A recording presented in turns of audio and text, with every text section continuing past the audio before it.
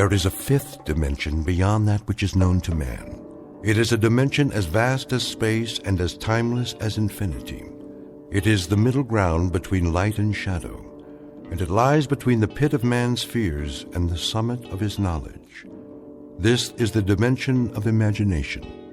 It is an area which we call the Twilight Zone.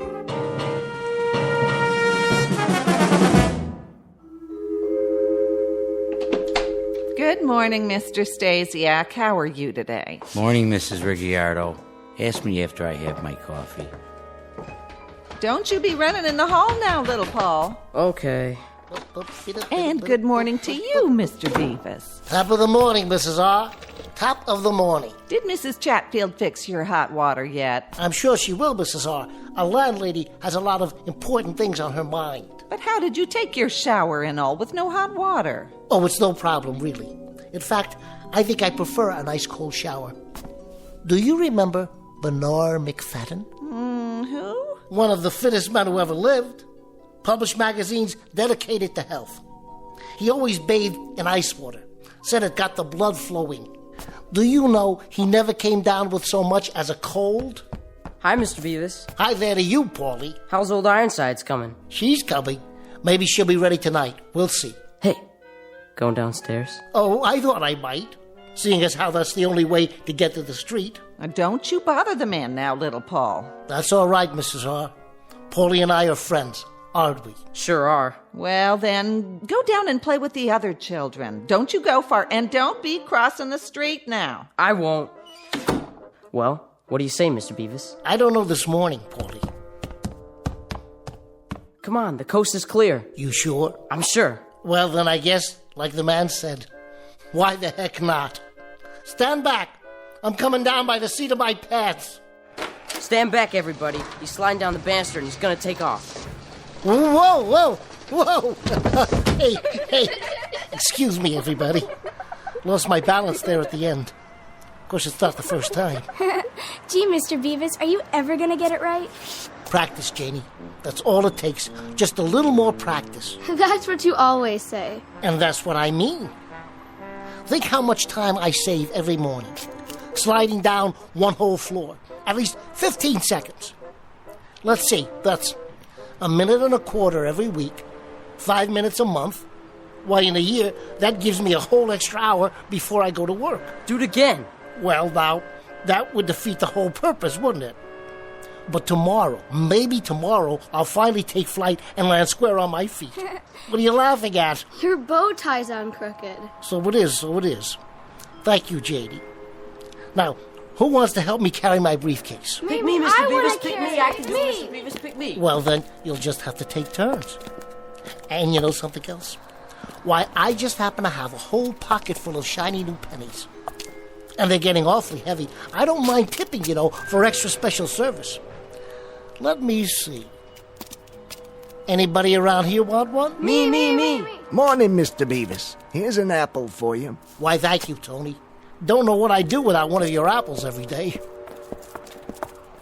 Well, I never.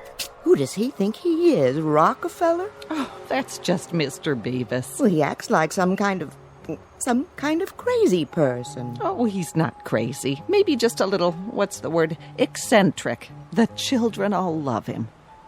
Just the same, I wouldn't trust a man like that. Look at him. What kind of example does he set?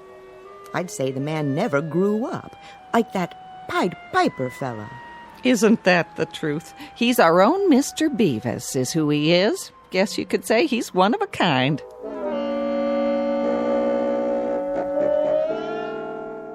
Species of the modern American male, or perhaps not so modern after all. Name, James B.W. Beavis. He has a penchant for animals, children, attractive women, aged women, in fact, people in general.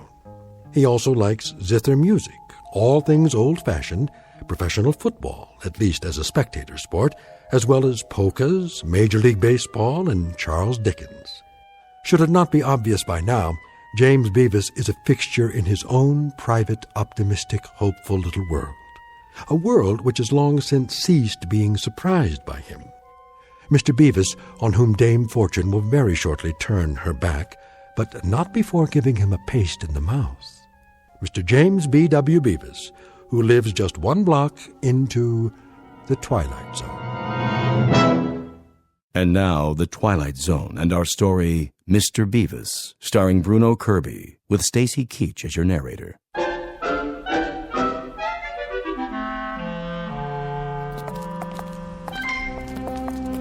When you gonna get a new car, huh, Mr. Beavis? He don't want a new car. He likes this one.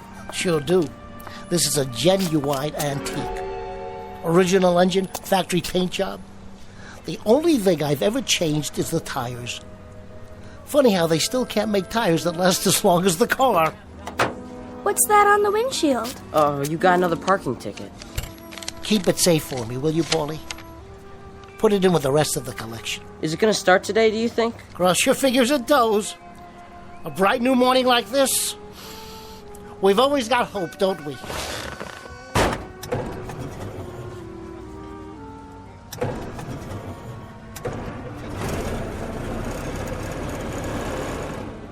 Okay, do you kids know what to do? Yeah, we sure do. That's right. Get behind it and push. All right, she's moving. Let her go.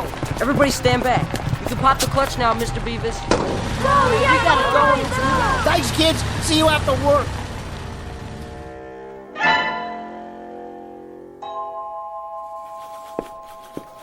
And whose desk is this? Mr. Beavis's, sir? Ah, I should have known. And where is our Mr. Beavis this morning? I'm sure I couldn't say, Mr. Peckinpah.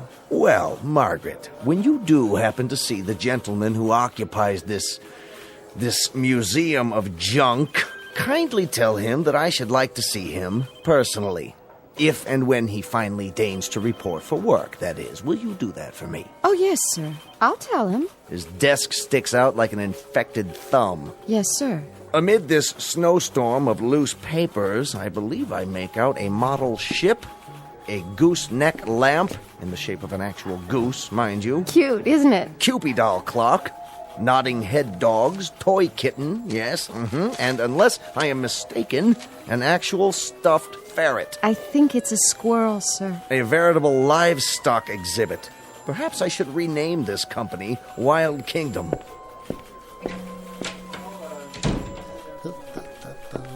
Morning, Mr. Beavis. How you doing? Is everything okay? Everything's dandy. Perfectly swell. Marvelous and fabulous, as always. And good morning to you, Midnight the cat. Spike the dog. And you, Mr. Rocket J. Squirrel. Been a good boy while I was gone. Mr. Beavis. You're looking nice too, Margaret. Pert and chipper as usual. Thanks. Mr. Peckinpah wants to see you. He does? Afraid so. I'm just delivering the message. Message received, loud and clear. Just as soon as I water my potted plant. I think he wants to see you now. Right away. Must be something special. All right, then. Into the breach. Good luck. Oh, Margaret. Yes? One thing while I'm gone. What's that? Pet Midnight for me, would you please? She needs human contact. Yes? It's James Beavis, sir. In the flesh, so to speak. You may enter. What's up, do you think? Peckinpah looked pretty mad. Is he gonna get fired? You can't fire Beavis. Well, if he does, I quit. Your desk, Beavis, is an abomination. It is? And furthermore, you keep a ledger like an ape. I'll take that as a compliment, sir. Apes are very intelligent. Did you know that of all the land mammals, the ape... Your desk is an affront to civilization. Your filing system is non-existent. In short, your eccentricities are beyond human understanding. I'm eccentric? You're saying I'm eccentric? With all due respect, sir. Bringing phonograph records of zither music to play at lunchtime. I just love the Third Man theme, sir. Don't you? I've always loved it. The first time I saw that movie, it's been years now, but I'll never forget. I said to myself, Beavis, you have to get that record. Hiring carolers to come in and serenade the office during our busiest hour. Only at Christmas time. If you'll let me finish.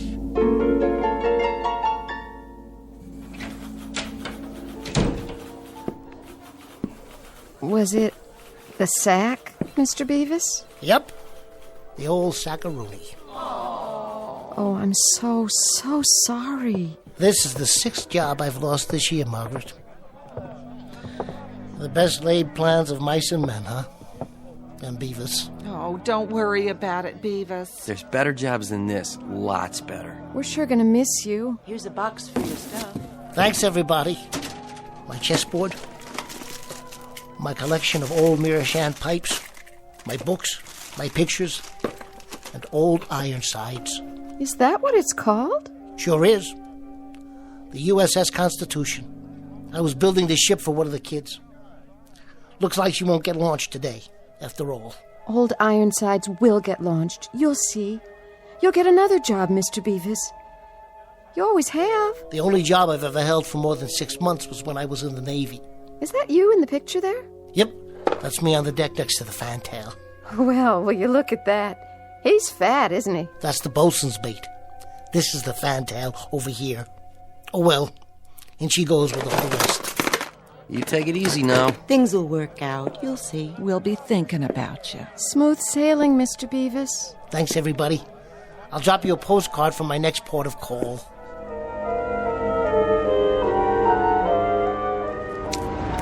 Oh, Mr. Truck Driver. Mr. Truck Driver, you don't have to double park. No, what am I supposed to do? Park it on the sidewalk? Park behind me. I'm leaving anyway. Which one? Oh, let me guess. The old rattle trap, right? Anybody get hurt in that wreck? You can have both spaces as soon as I put my stuff in the back. Can you hurry it up? Let me get the door open here. First, set the box down. Then get the keys out. Hey, Mac, I ain't got all day. Just one more minute. If you ain't moving in 5 seconds, I'm pulling in behind you. Be careful, would you please? This is an original Essex. Stock parts. Okay. Watch the bumper. It's rolling. I only tapped it a little. I must have forgot to set the handbrake. That's your problem, pal. Hey, somebody stop that car.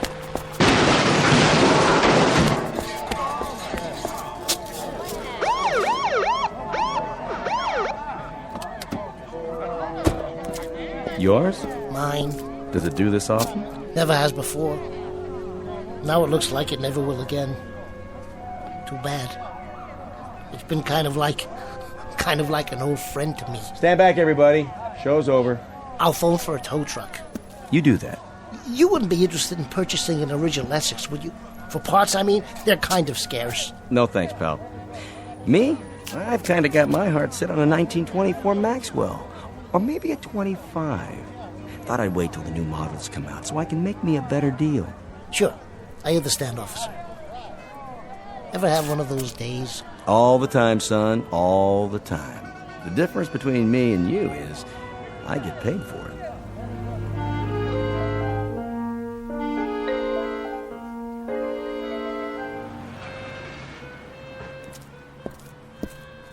Mr. Beavis? Where's your car? It's in the shop. Yeah? What you got in the box? This? I guess you might say the stuff dreams are made of, Tommy. Something along those lines, anyway. Hey, is that old Ironsides? Yep. She ran aground before she could get christened. That's okay, Mr. Beavis. You can fix it. You can fix anything. I'll try, Tommy.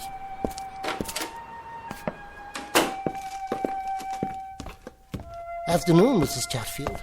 You'll find all your things in the hall, Mr. Beavis. My things? Your Victrola, your stuffed animals, all of it. Your clothes, too. Okay, I give up. What are they doing in the hall? You're being evicted, Mr. Beavis. I'm not sure I catch your meaning. Evicted. 6 weeks in arrears on your rent. That's it as far as I'm concerned. Mr. Beavis, you're still gonna finish Old Ironsides, aren't you? Well, there may be a slight delay. I'm gonna have to change shipyards. But we'll get her launched. Yes, we will. That's a promise. We'll get her launched somehow. Yeah, but how? I don't suppose you've ever had one of those days, have you, Tommy? Not yet, but I think you're having one. You know what else I think, Mr. Beavis? What's that? I think you better say your prayers and be real good. 'Cause right about now, you need a miracle.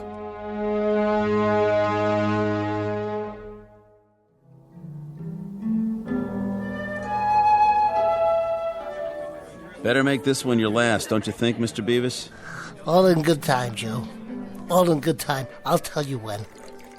I think you forgot to tell me that a couple of drinks ago. You're not going to be driving anywhere, are you now? Alas, I think not. Today I am, as they say, hoofing it. Once I am sufficiently fortified. There's that word again. Which word? You said you wanted something that'd fortify a man in his darkest hour, so I guess you must be feeling pretty fortified by now. Them are it, huh? Your fortifications? Those are. Are what? Those are it. You can't use them in a nominative case. No kidding. Live and learn. Yeah. Live and learn. Who's that? Who's who? The old gentleman in the blue suit. Where? Behind me. At the table. I can see him in the mirror. I don't see nobody. Right over... Wait a minute. Where'd he go? Search me. Perhaps you can explain to me, Pete, what you put in those drinks that made me see somebody in the mirror, but not in the booth. See who? Whom? Quite right, Mr. Beavis. Whom? Objective case. Wait a minute. Now, where are you hiding? Nowhere, Mr. Beavis. I'm right here. Hey, how'd you do that? An exceedingly simple trick. You've heard the saying, now you see it, now you don't. Care for a cigar? They're Cuban, you know. Nothing but the best where I come from. You might say we get them duty-free. No, thanks. How do you know my name? Oh, I could say I overheard it from the bartender or some such. But if the truth be told, we do have our ways. And who exactly might you be? Ah, yes, a name. For purposes of identification, you may call me J. Hardy Hempstead. Hey, Pete. Yeah? This is Mr. Hempstead. It is, huh? See what he wants, will you please? Sure, Mr. Beavis. And a happy, fortified Thanksgiving to you, too. Cheers, Mr. Hempstead. Cheers. Hold on. Wait till Pete brings you a drink. But I've already got one. Where? Why, right here. Oh. To better days. I'll drink to that. And what do you do, Mr. Hempstead? I'm your guardian angel. Wouldn't that be something? But I am. Well, I guess we're all our brother's keeper, in a manner of speaking. Not in a manner of speaking. In actual fact. Mr. Beavis, here's the way the cookie crumbles. Several hundred years ago, one of your ancestors performed an act of great courage. Part of his reward was to have a guardian angel assigned to one of his descendants in each generation. Current subject, Mr. James B.W. Beavis. That's you, I take it? Guilty as charged. Good. I have your family history right here. Oh, no. You're not selling one of those books about how to look up your family tree, are you? They always say I had a relative who came over on the Mayflower. Hear me out, if you would. Now, in the past few generations, Mr. Beavis, I've handled some extremely solid citizens amongst your progenitors. Handled? Taken care of. Good care, I might add. For example, there was Magellan Beavis, an intrepid explorer of the 16th century. This is a woodcut of the gentleman in question. Nice costume. Then Parnell Beavis, member of the British Parliament, who fought for Home Rule against insurmountable odds. And more recently, Gunner Lou Beavis, the first Marine to hit the beach at Nicaragua. That's Uncle Louis. Indeed. And your picture will fit right here on the next page. As of now, you too are being watched over by yours truly, J. Hardy Hempstead, your obedient servant. Watched over how? Aided by minor miracles from time to time as the need arises, given a small heavenly assist when the circumstances call for it. Well, you picked a good day for it. I know. Today you had a rather uncomfortable time of it. What started it all was being fired from your 11th job in 18 months. Mr. Peckinpah didn't care for zither music. I don't much blame him. But that's neither here nor there. It so happens that I can reconstitute the whole day for you and alter it so that the final upshot will be the opposite of what it has been. In other words, Mr. Beavis, let's go back to 9 a.m. this morning. We'll rewind and start all over again. You mean I can have the day to live over again, and it won't come out the same way? Definitely not the same. We merely alter some of the relevant aspects, And of necessity, we must naturally perform a few alterations on your characteristics. For example, Mr. Beavis, your manner of dress. What's wrong with it?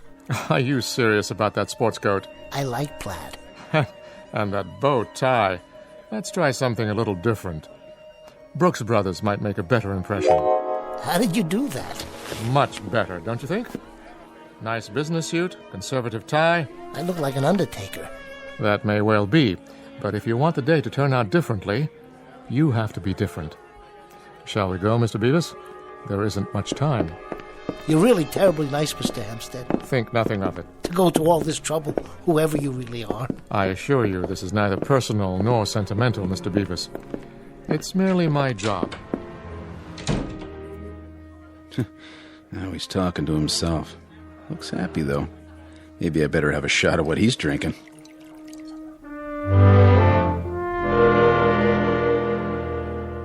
Good morning, Mr. Stasiak. How are you today? Morning, Mrs. Ricciardo. Ask me after I have my coffee. Don't be running in the hall now, little Paul. Okay. All right, here we are. Back where you started this morning. Yep, this is it. Everything's the same. First, I locked my apartment. Good morning, Mrs. R. Top of the morning. Hello. What's the matter with her? Why isn't she talking to me? Remember to keep your voice down. She can't see me. She can't? No one but you. Hi there, Paulie. Hi. Aren't you going to ask me about old Ironsides? Don't worry, she's coming along. What's old Ironsides? Don't you bother the man now, little Paul. That's all right, Mrs. R. We're friends. Aren't we, Paulie? Aren't we? Go down and play with the other children. Don't you go far, and don't be crossing the street now. I won't. Well, what do you say, Paulie? Looks like the coast is clear. The banister's nice and shiny. Don't even think about it. Hey, what's going on? That nonsense was for the old Beavis. You're the new Beavis, remember?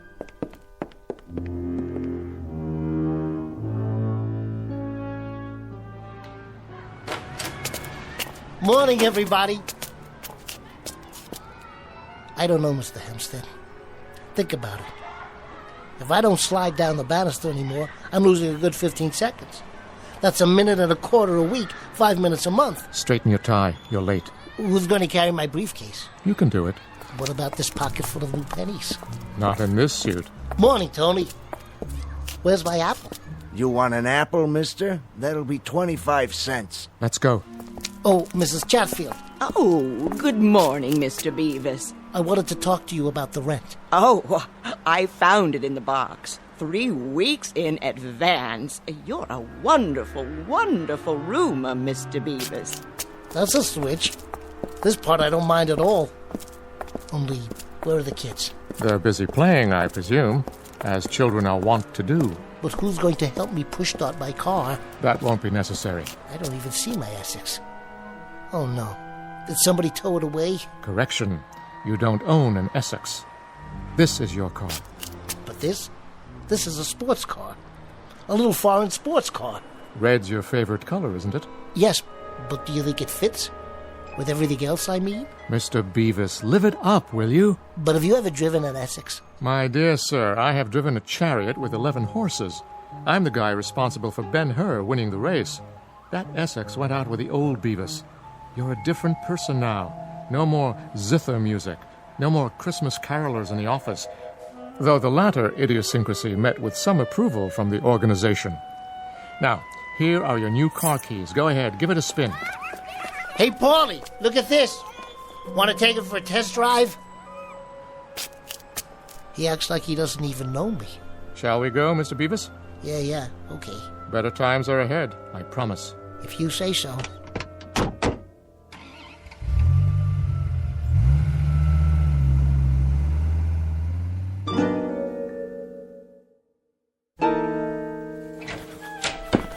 Well, here we are, Mr. Beavis. Looks like the office is already humming. Where's my desk? Same place it's always been. Right over there. But it doesn't look the same. Somebody's already cleaned it out. No such thing. Your workday hasn't started yet. Look at the clock. You're not even late. It's only 8:58. Morning, everybody. Good morning, Mr. Beavis. Where's my gooseneck lamp? And the clock I won at the carnival? And midnight? And Rocky? was the ship I was building. I don't know what you're talking about. Good morning, Beavis. Good morning, sir. Friends and associates, a moment, please. Everyone, I should like you to hear a bit of good news. As of this day, Mr. James B.W. Beavis is being given a raise in salary 10% a week. May I add, Beavis, your work is admirable, and since you've been with us for 11 months now, I think a raise is very much in order. A raise, Mr. Peckinpah? Quite right, Beavis, quite right. Thank you, sir. Think nothing of it. The least we could do, considering. Mr. Peckinpah, sir. Yes, Beavis? What about the... Yes? The zither music and the Christmas carolers? The zither music? The Christmas carolers? I'm afraid I don't know what you're talking about. Mr. Beavis, you no longer have an interest in any of that nonsense. Oh. Oh, what? Nothing, sir. Very well, then. See you later, Beavis, and keep up the good work. Why, this desk looks absolutely nude. It doesn't look decent somehow. Margaret, where is old Ironsides? Are you feeling all right, Mr. Beavis? I think I'd better get some air. Yes, that might be a good idea. I got a raise. Naturally. Where are you going now? You only just arrived. Outside for some air. Or I might go back to my place. So early in the day? I was thinking, maybe I'll play some stickball with the kids in the street. Mr. Beavis. Yeah? They won't play with you. Why not? You're not the same, Beavis. Not anymore. You mean everything's changed? Even that? It's only today that we can see the changes. Actually, they started some time ago. I'm beginning to understand. Good. Well, Mr. Beavis, still want to get on the elevator? Yes, I think I will. Why? Things seem to be going your way, don't they? I guess they are, Mr. Hempstead. Beavis, what do you say we level with one another? I mean, really, what is it you want? After all, for a person like yourself, 10% is the most even I can get for you. Frankly, I don't get you. I'm used to Beavises with big dreams, gigantic hopes, fantastic aspirations. Magellan Beavis sailing around the Horn. Parnell Beavis standing alone in Parliament booming out his convictions. Gunner Lou Beavis. Over the top men, Semper Fidelis, nobody lives forever, let's go, boys! That was the spirit. Mr. Hempstead, sir, I don't want to seem ungrateful. But the things I want, the things I believe in, I know they're odd.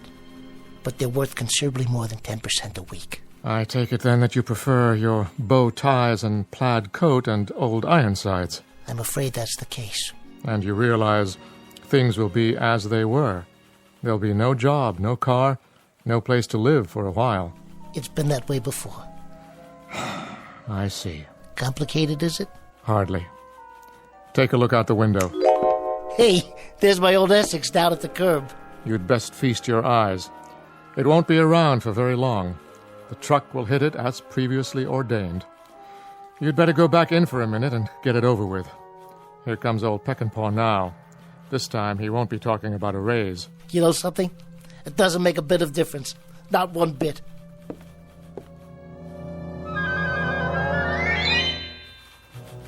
And whose desk is this? Mr. Beavis's, sir. And where is our Mr. Beavis this morning? I'm sure I couldn't say, Mr. Peckinpah. Well, Margaret, when you do happen to see the gentleman who occupies this museum of junk, kindly tell him that I should like to see him personally. If and when he finally deigns to report for work, that is. Once more into the breach.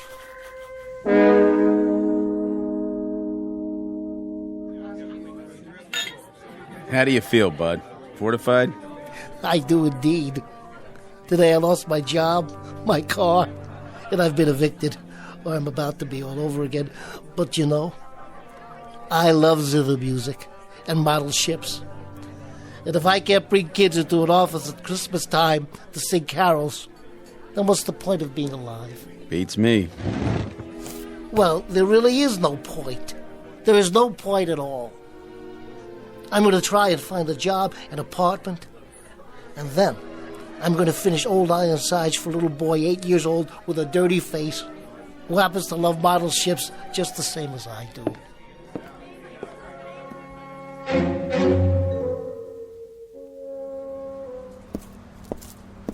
Wait a minute. That's my car. Mr. Hempstead, wherever you are, you're still watching over me. You must be. This your car, buddy? Yes, it most certainly is, officer. And you don't know. You can't imagine how glad I am to find it here. You see, a truck tapped the bumper and it rolled down the street because I didn't have the handbrake on. That was the first time, of course. But now, thanks I'm sure to Mr. Hempstead. Well, I don't know any Hempstead. And I don't care if it's the first time or the 100th time. What are you doing? Writing you a ticket. In this city, we kind of take a dim view of parking next to a hydrant. You mean a fire hydrant? Big and red, right there by your front fender. What hydrant is that, officer? Hey! Where'd it go? I think I have a pretty good idea.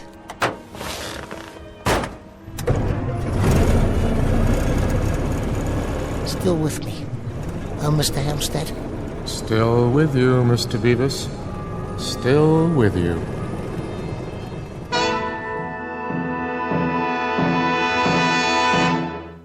Mr. James B.W. Beavis, who believes in magic.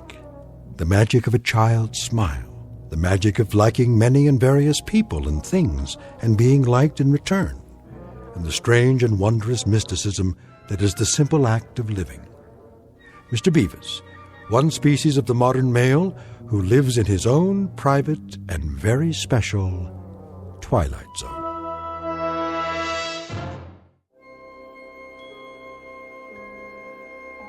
Hi, this is Carl Amari, producer of the Twilight Zone radio dramas. I'd like to take a moment to tell you about our official website at twilightzoneradio.com, where you'll get the latest news and information on these Twilight Zone radio dramas. Plus, at twilightzoneradio.com, you can digitally download 3 free episodes or any of our episodes for only $1.95 each. In this age of ever-changing technology, we've decided to make these episodes instantly available to you by making the Twilight Zone radio dramas a digital download-only series. This means that this series will no longer be offered on CD. The CD collections at our website are now being offered while supplies last at buy one, get one free. So be sure to get your favorites before they're sold out. Be sure to visit us often, and I'll see you in the zone.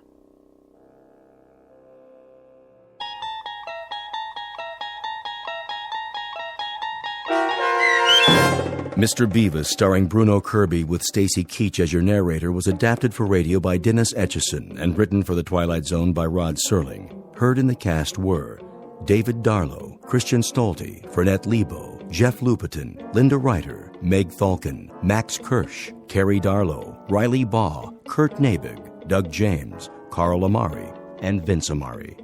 To learn more about the Twilight Zone radio dramas and to obtain audio cassettes and CDs of these programs, visit our website at twilightzoneradio.com. The producers of The Twilight Zone wish to thank CBS Enterprises, Carol Serling, Dennis Etchison, Dick Brescia Associates, Claire Simon Casting, Terry Jennings, XM Satellite Radio, Sirius Satellite Radio, our sponsors, and our radio affiliates for helping make this series possible. This copyrighted radio series is produced and directed by Carl Amari and Jason Mallow for Falcon Picture Group. Doug James speaking.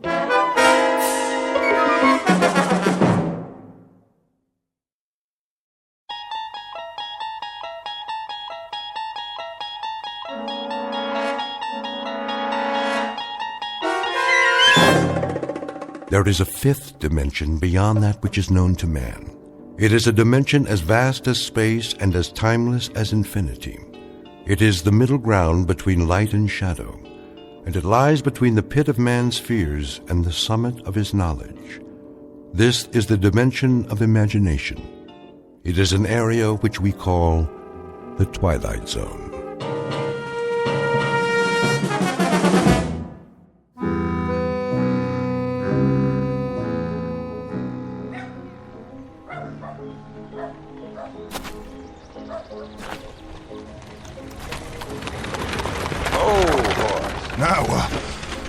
What in the... Hey, Denton! Watch out for the traffic around here. That peddler's wagon like to run you down. You better keep your eyes open if you can. I'll try. Where you going, Denton? No place. That right. Let's see, to get yourself a haircut. Just let me pass. Or a shave, maybe. Yeah, that'd be a good idea, wouldn't it, boys? Please. Or a bath. Yeah, that's it. And some clothes that don't stink.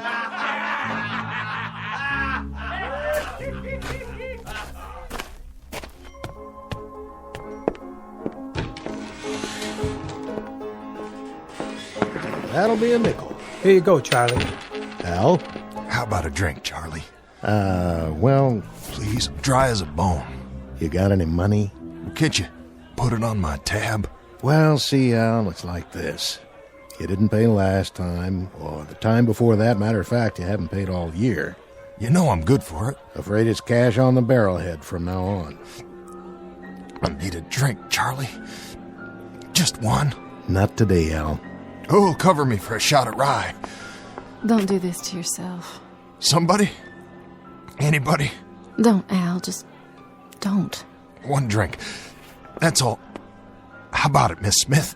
No can do, Al. Liz here don't pay for drinks. Other people pay for her drinks. You see what I mean? Go get yourself cleaned up.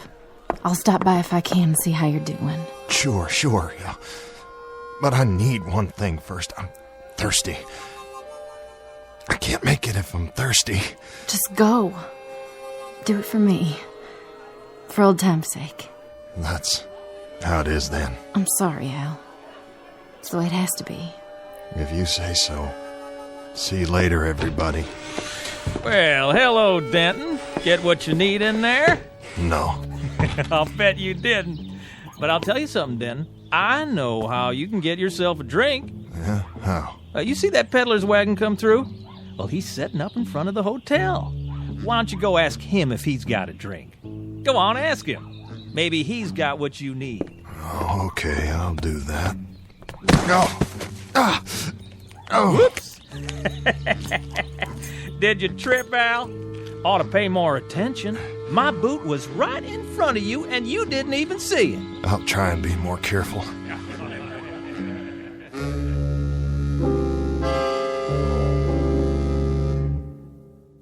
Portrait of a town drunk named Al Denton.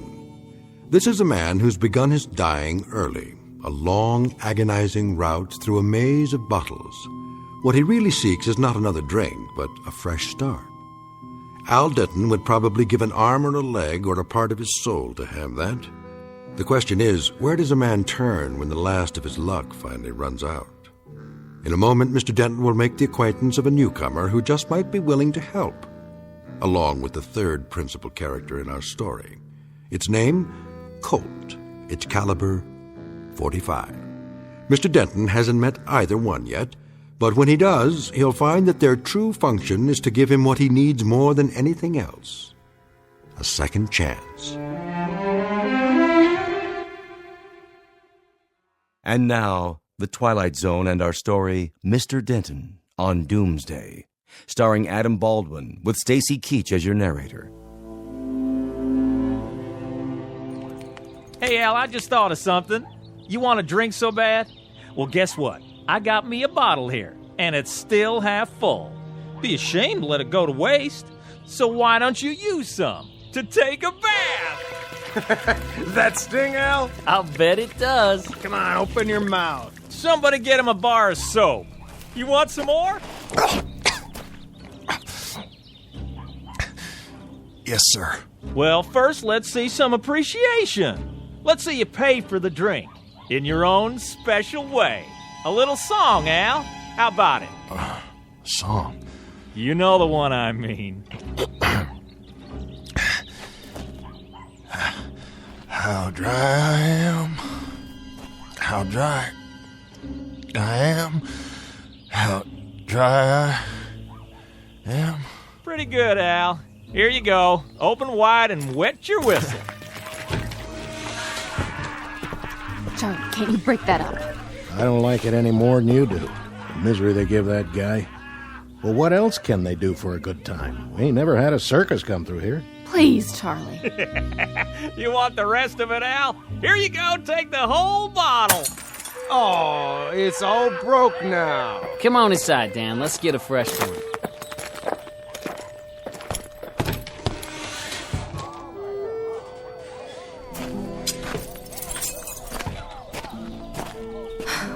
Please, Al, just leave it. There's nothing left. Here, can you stand up? Oh. Thank you, Miss Smith. What's that? Huh? On the ground. Oh. You mean this? That's a nice-looking gun.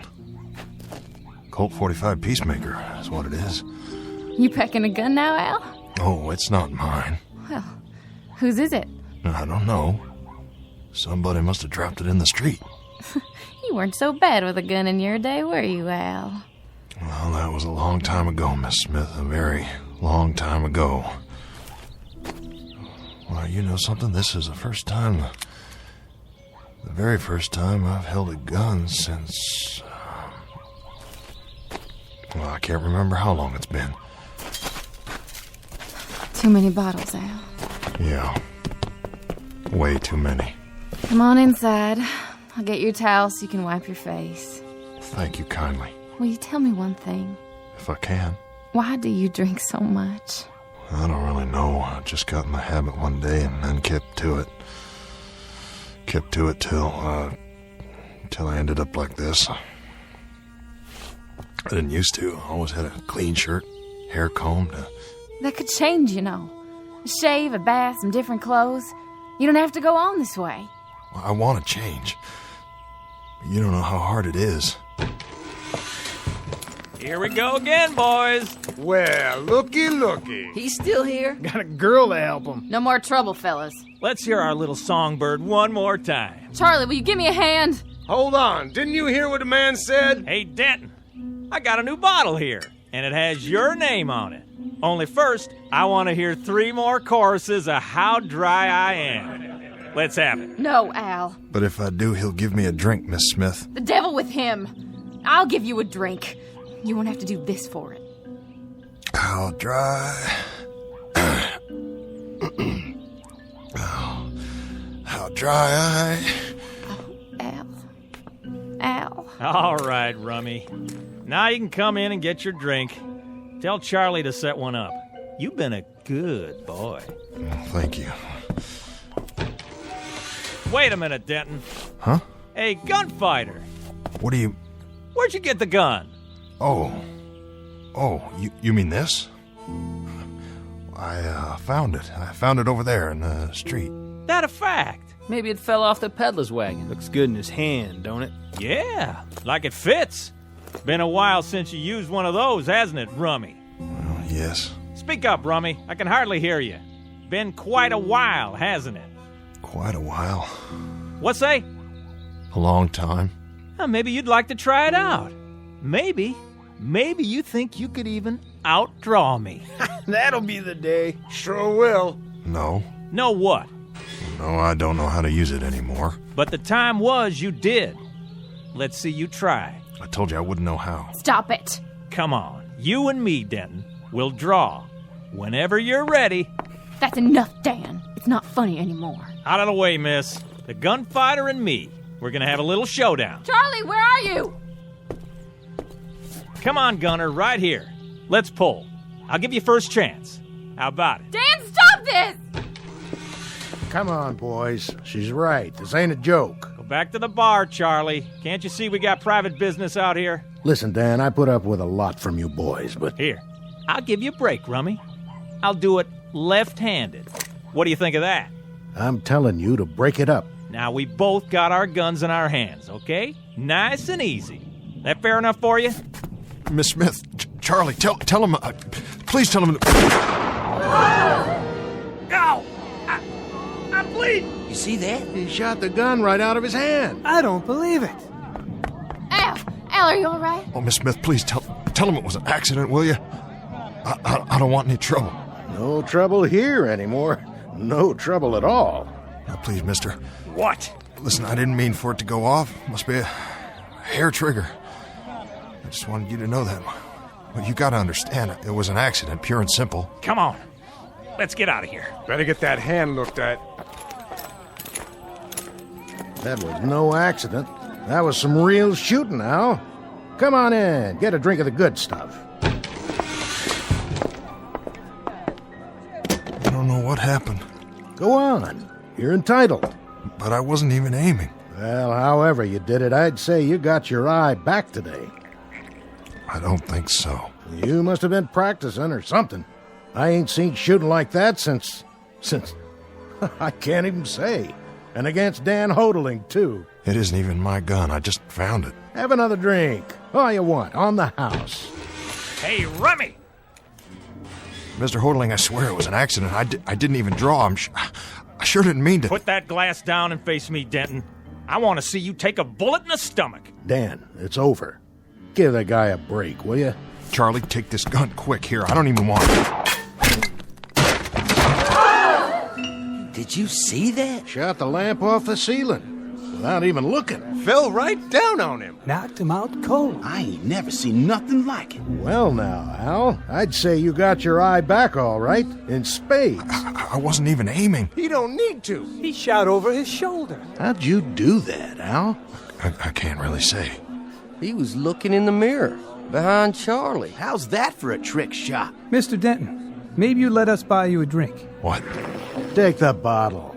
What did you call me? I didn't mean no offense. No, I asked you what you called me. Nothing, Mr. Denton. I didn't call you anything. That's what you called me. Mr. Denton. You hear that, Charlie? He called me Mister. Go on, have all you want. No, thank you, Charlie. I've had enough. Al, are you all right? Oh, yep. I'm just fine. I think I'll go across the street and have a shave. Where's my gun? Leave it, Dan. Come on, let's go. Get away from me. Hey, Rummy! What did you say? Get that player piano going. Leave it be, son. I said start it up again. I want to hear some music with singing. What's the matter, boy? Too quiet for you? Well, let me give you a hand. Didn't you hear me? I said... You're the one that's going to be singing from now on. You pick the tune, and you sing it, and don't call me Rummy anymore. Well, sir, things are sure going to be different from now on. I hope you're right, Charlie. I hope to heaven you're right.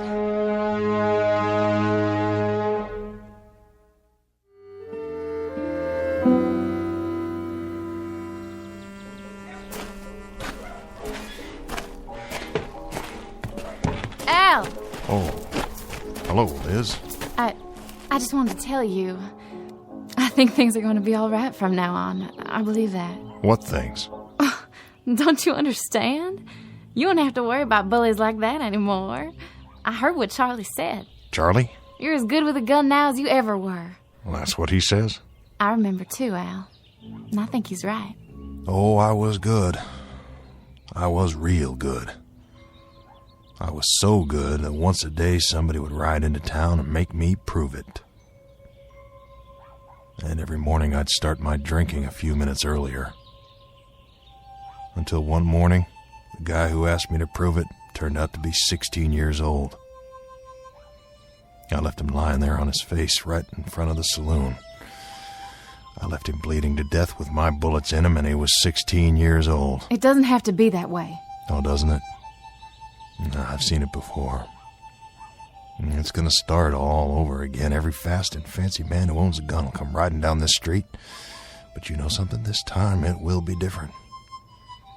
Afterwards, it'll be me lying there face down, bleeding to death. Oh, Al. I think I'll go in and get a shave now. I'd like to look proper on the day I die.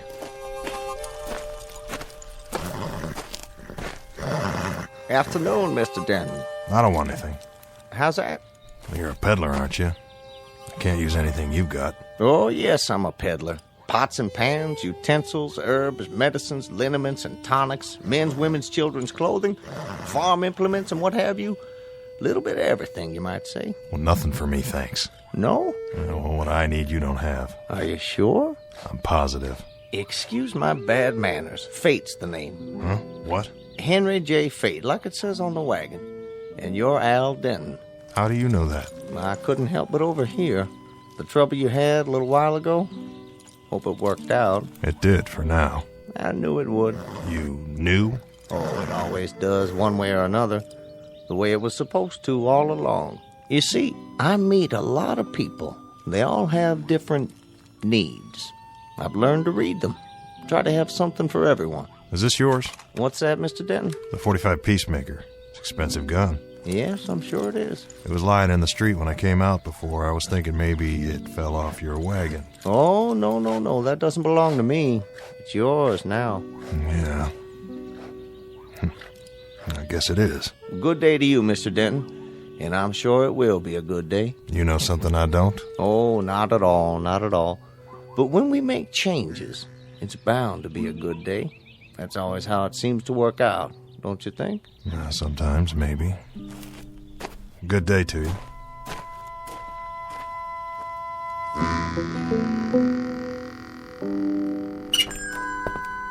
Well, hello there, stranger. Sorry to bother you, Ned. Bother me? Why, you couldn't bother me, Al. Could he, Jake? Not on your life. He's the man of the hour. Now, don't say that. Come on in. We were just talking about you. How we knew you way back when, though I'm the one who knew him the longest. Why, I knew him when he first rode into town. How many years ago was that, Al? Well, too many. So, what'll it be? Shave and haircut? I was thinking just a shave. If I could owe you, say, for a few hours... Nothing doing. It's on me. I'll, wait till you're finished. I'm done. Just slap a little of that bay rum on my face, Ned, and the chair's all yours. Here you go, Jake. Specialty of the house. 2 bits? 2 bits it is. And 1 for my friend Al Denton here. It's all the same to you. I'll pay my way from now on. Don't you worry about it. Why, it's all over town what you did to that no-account kid. We won't be seeing him for a while. You did us all a real service, I'd say. Now, why don't you just sit here in the chair, and I'll make a new man of you. That's very kind. Both of you.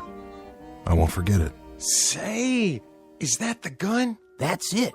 You ought to take it out of your belt and set it down, Al. I can hold it for you. Oh, that's all right. Just a shave will be fine. And a haircut and a hot bath. Now, how would that feel? I got some water heating up in the back room. Then won't you be the man, all right?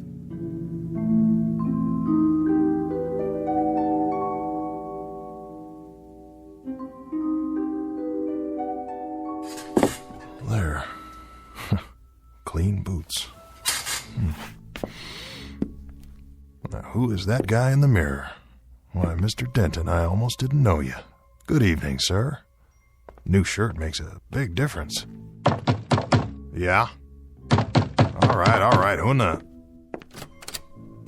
They said this was his room. Well, they did, huh? Who are you looking for? Tall man. Usually doesn't wear his gun. Has blonde hair. Like you. Oh? Sounds like that describes... It describes a fella named Al Denton. Supposed to be the top gun here. That wouldn't be you by any chance. It would. Then I got a message for you, Denton. Message from who? Pete Grant. You heard of him? Pete Grant? He's heard of you. Well, what's the message? It's real simple. You don't even have to write it down. Pete'll be in town tomorrow night, 10 o'clock. He'll meet you in the saloon. Well, for what, a drink? Not hardly. At 5 minutes after 10, one of you will walk out. I don't think it'll be you.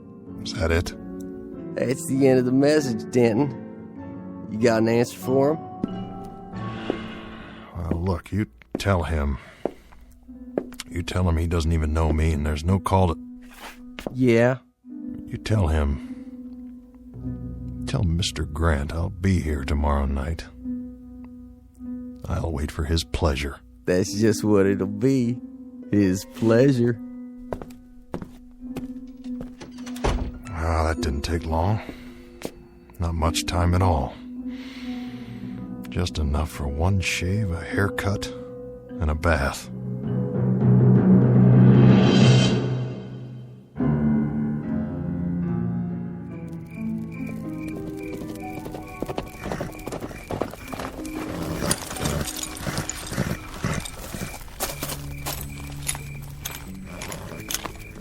Back already? That's all it took. You deliver the message? That I did, Pete. How'd he look? What do you mean? Dan, they say he's as good as he ever was. Is that how he looked? I don't really know. It was night and, No, it was not. It was an hour ago, you dumb, thick-headed steer chasing... Easy, Pete. You're all riled up. You got the nerves again. Grab your chow, and you better get some sleep. Sure, Pete. Whatever you say. Soon's I water my horse. Fast he is, then. I bet he's got a case of the nerves, too. Nerves like a sickness. I'm glad I ain't him tonight.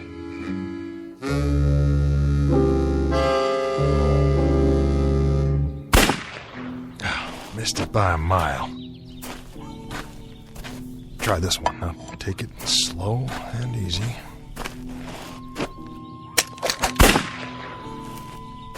"10 feet off at least, if I could just stop my hand from shaking." Al, Oh, it's no good. you'll get it back. You just need to practice. It's too late for that. I should have known. It takes more than a shave and some new clothes. It takes more than a hot bath and a shine on my boots. That takes care of the outside, Miss Smith, not the inside. I don't believe that. You're sober now and your eyes are good. Yeah, well, look at my hand. It won't hold the gun steady, not long enough to get my aim. What are you doing? I want to get out while I still can. And go where? Away from here. Far away. Al, you can't run. Oh, no? Watch me. I gotta run before it's too late. Gotta run fast and run far. Al, come back.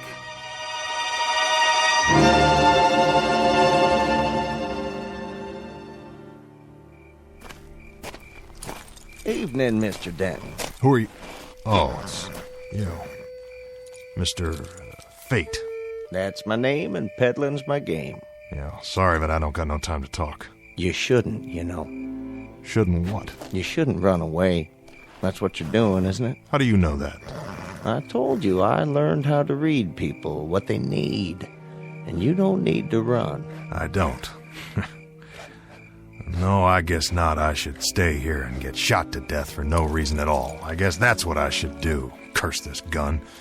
Curse the moment I found it. Oh, my, no. Don't curse it, Mr. Denton. Use it. Well, I would if I could. And now, if you'll excuse me, I've got some packing to do. Now, hold on. I think I might have what you need.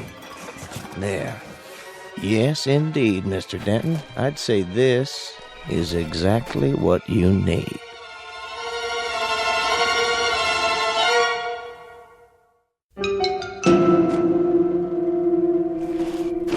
I told you before, you don't have anything I need. Not even this? What? It's one of my potions. You might call it that or an elixir. Either way, it'll help solve your latest problem, Mr. Denton. Oh, my, yes. It'll help solve it in no time at all. Snake oil, that's all you are, a snake oil salesman. I knew it when you rode in. Don't be too swift in your judgment. Allow me to explain. I call this my developer. How's that? More to the point, my fast gun developer. Very special formula. Now hear me out. The man who drinks this becomes the fastest of the fast. He'll be able to shoot a hole through a silver dollar in midair at 100 feet or better without even aiming. And best of all, it lasts for 10 full seconds, guaranteed. 10 seconds. And after that? After that, the user's on his own. 10 seconds, I could empty a gun in half the time, or I used to. Care to test it? Now? Go ahead. Feel free. Proof of the pudding, so to speak. What's in that bottle? An ounce of whiskey or sugar water? Nothing of the sort, I assure you. Taste it. Well, let me get this straight. You're telling me all I have to do is drink it? Mm-hmm. The developer will do the rest. It works almost instantly. And if it doesn't? Then what have you lost? A few seconds? A simple test, that's all I ask. Doesn't taste like much. Your time starts now. Remember, 10 seconds. There's your target. Where? The street lamp, down at the end of the street. See the flicker? Are you kidding? I couldn't hit that if I was standing right in front of it. Go ahead, Mr. Denton. Your time's almost up. Draw. 8, 9, 10. I don't believe it. There you go, Mr. Denton. Your time is gone. Now, the gun would probably be of no more use to you than a bottle would be to a bull. What'd you put in that? Here's a fresh one. Drink it a few seconds after 10 tonight, just at the moment Mr. Grant walks into the saloon. You know about Grant? Oh, I'm afraid everybody knows. It's all over town. How much do I owe you? Oh, why, nothing. There's no charge for this. You might call it a service. That's what it is, a service of Henry J. Fate. Just so you remember at some future time, the night that Fate stepped in. Look at the time. Coming up on 10 o'clock. I don't think that Grant fella's gonna show. Well, it'd sure be a whole lot easier that way. Save me from getting the place shot up. I tell you, Al don't miss. One shot is all it'll take. Yeah, you're right about that. You gonna fix that lamp on the ceiling? I might. And I might not.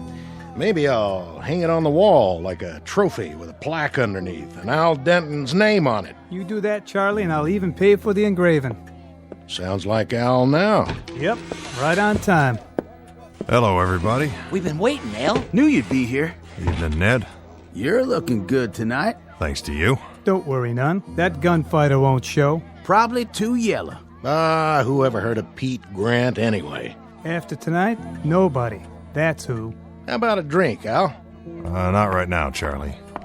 You shouldn't be here. I don't have much of a choice, Liz. But I thought you were going away. I thought so too. But here's how I figure it. A man's got to play the cards he's dealt. Because there's no place that's safe.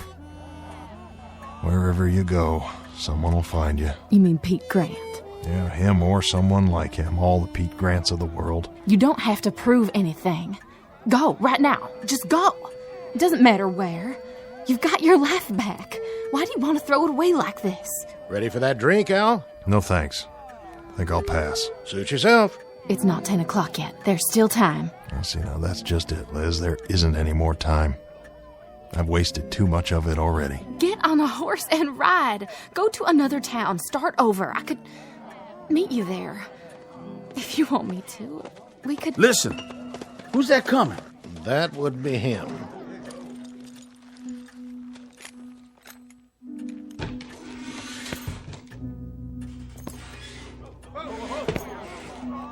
Liz, do one thing for me. What, Al? This little bottle, it's my medicine. What kind of medicine? Never mind. When he calls me out, you pull a stopper and hand it to me before I turn around. Then get rid of it. I don't want anybody to see. But what is it? A chance. About the only chance I've got. What'll it be, mister? I'm looking for somebody. Who might that be? At the end of the bar. You Denton? That's right. I heard about you. Oh, yeah? What did you hear? Heard tell you're supposed to be fast with a gun. Well, I'll tell you something, son. You got a good chance to find out. I aim to do that. Now, look, I got no quarrel with you. That's not all I heard. I heard you were a low-down, dirty coward. You shouldn't believe everything you hear. Turn around and step away from the bar. You sure there's no other way to settle this? I'm plenty sure. Well, all right, then, if that's your pleasure. Now, Liz. I'm ready. What's that young fella doing? Sneaking some kind of drink. Al, look! He has a medicine bottle, too, just like yours. Go ahead. Make your move. Al! I got you, Denton. And I got you. But that can't be. You're both right. You shot the guns clean out of each other's hands. This is a push, boys. No winner. Let it end here. Your hand! You won't be shooting anymore with that hand, Al. Not anymore. A couple of the fingers are gonna be stiff from now on. Yeah, I reckon they are. But that don't make any difference. You were fast. Fast on the draw. The way you stood up, that's something to tell your grandchildren about. And the way it looks now, you just might live to have some. Here, wrap this handkerchief around to stop the bleeding. I don't need your help. No, I guess you don't. Not now. You know, you won't understand this right away, son, but you just got a blessing. 2 fingers stiff like mine for good and all. That's what it is, a blessing. Took me a whole lot of years lying dead drunk in the street looking up at the sun before I learned it. And you won't have to go through that. Get away from me.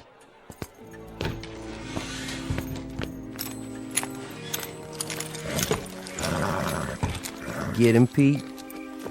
No more than he got me. Then it's over and done. Yeah, it's over and done. Let's ride.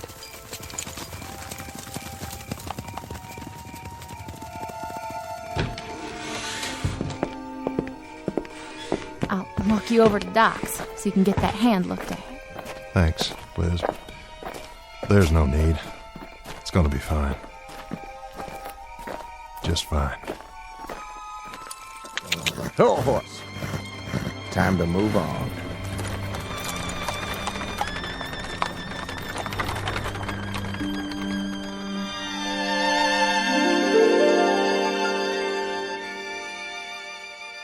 Mr. Henry Fate, like his wagon says, a dealer in everything. Utensils, pots and pans, liniments, and potions.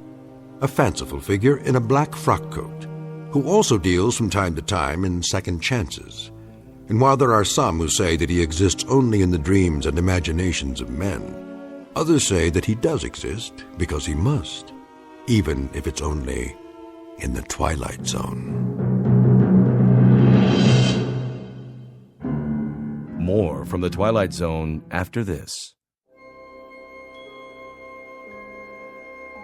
Hi, this is Carl Amari, producer of the Twilight Zone radio dramas. I'd like to take a moment to tell you about our official website at twilightzoneradio.com, where you'll get the latest news and information on these Twilight Zone radio dramas. Plus, at twilightzoneradio.com, you can digitally download 3 free episodes or any of our episodes for only $1.95 each. In this age of ever-changing technology, we've decided to make these episodes instantly available to you by making the Twilight Zone radio dramas a digital download-only series. This means that this series will no longer be offered on CD. The CD collections at our website are now being offered, while supplies last, at buy one, get one free. So be sure to get your favorites before they're sold out. Be sure to visit us often, and I'll see you in the zone.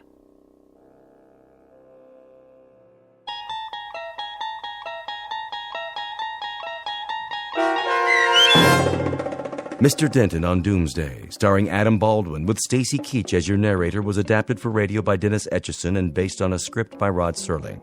Heard in the cast were Christian Stolte, Jeff Lupetin, Richard Shavsden, Craig Brawley, Brooke Sanford, Kurt Nabig, Doug James, Roderick Peoples, Lynn Foley, Carl Amari, Roger Wolski, and Vince Amari. To learn more about the Twilight Zone radio dramas and to obtain audio cassettes and CDs of these programs, visit our website at twilightzoneradio.com.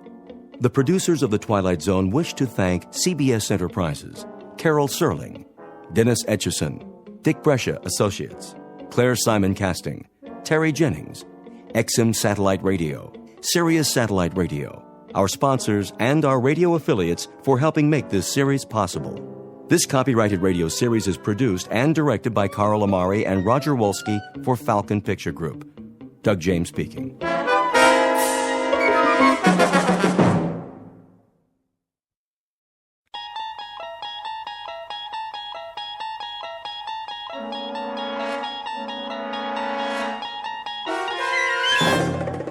You're traveling through another dimension. A dimension not only of sight and sound, but of mind. A journey into a wondrous land whose boundaries are that of imagination. Your next stop, the Twilight Zone.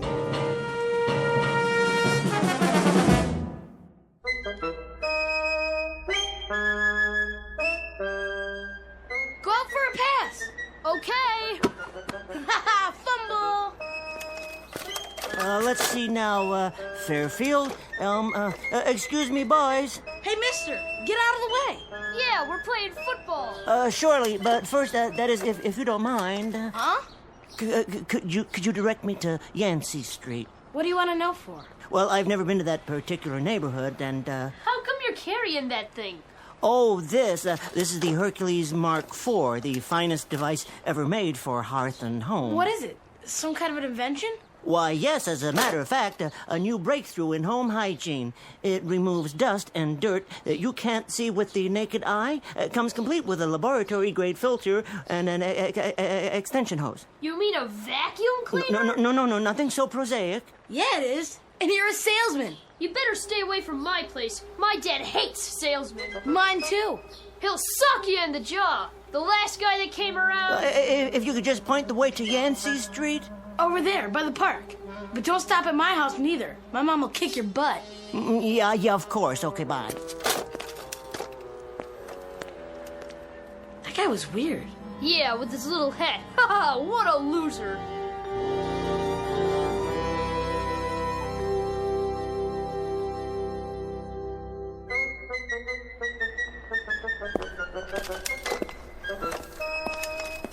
Well, here we are, Yancey Street. May as well try the first apartment. Yeah? Madam, may I have a word? Who are you? My name's Dingle. I have something for you. You a process server? No, ma'am. I'm here to, Social worker? No, not at all. I'd merely, A cop? No. You said you wanted to give me something? Oh, yes, indeed. Well, you can come in, I guess, for a minute.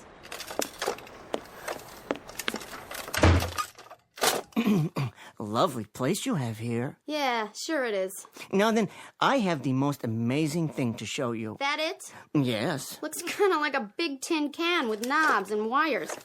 Now, I'll just plug it in. Now, pretend, if you will, that this rug here is your brain, and this dirt... What are you doing? This dirt is all the messy thoughts in your head. You threw dirt on my floor? Now, watch what happens when I turn on the Hercules Mark IV. All that filth goes away in a flash. It's better. See? Suck. Gone. Get that thing out of my house.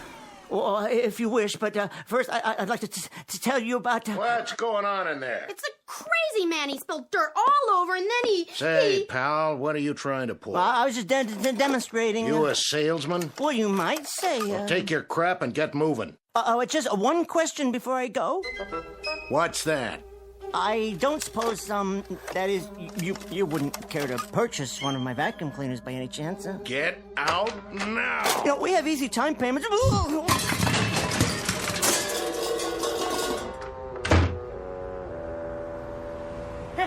at him! I told you, mister. My old man don't like salesmen. Thank you. Thank you both very much. Now, I think I'll just try the next block over.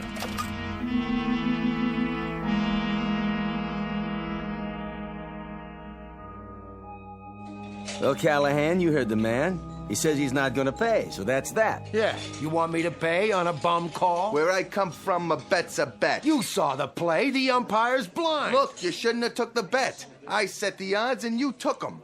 All I want is what's coming to me. Oh, hello, Mr. Dingle. The usual? Oh, not quite yet, Mr. O'Toole. Just allow me to sit here and collect my thoughts.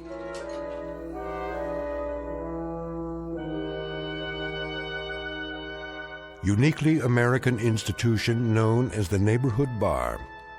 First up is Mr. Anthony O'Toole, proprietor, who waters his drinks like geraniums, but who stands foursquare for peace and quiet and booths for ladies. Then Mr. Joseph Callahan, an unregistered bookie whose entire life is any sporting event with two sides and a set of odds. His idea of a summit meeting is any dialogue between a catcher and a pitcher with more than one man on base. And the citizen who wants his payoff is every anonymous bettor who ever dropped rent money on a horse race, a prize fight, or a floating crap game, and who took out his frustrations and his insolvency on any vulnerable fellow barstool companion within arms and fists' reach. And Mr. Luther Dingle, a vacuum cleaner salesman whose volume of business is roughly that of a valet at a hobo convention. He is a consummate failure at almost everything. But soon, two visitors from outer space will arrive on the scene and alter the destiny of Luther Dingle by leaving him a legacy. In just a moment, a sad-faced punching bag who missed even the caboose of life's gravy train will take a short constitutional into that most unpredictable region, the one we refer to as the Twilight Zone.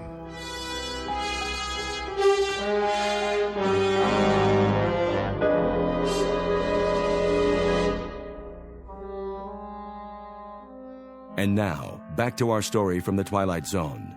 Mr. Dingle the Strong, starring Tim Kazurinsky, with Stacy Keach as your narrator. Don't give me that, Callahan. I told you before, I don't pay off on a bum call. 3 umpires called him out. I called him out. 11,000 fans called him out.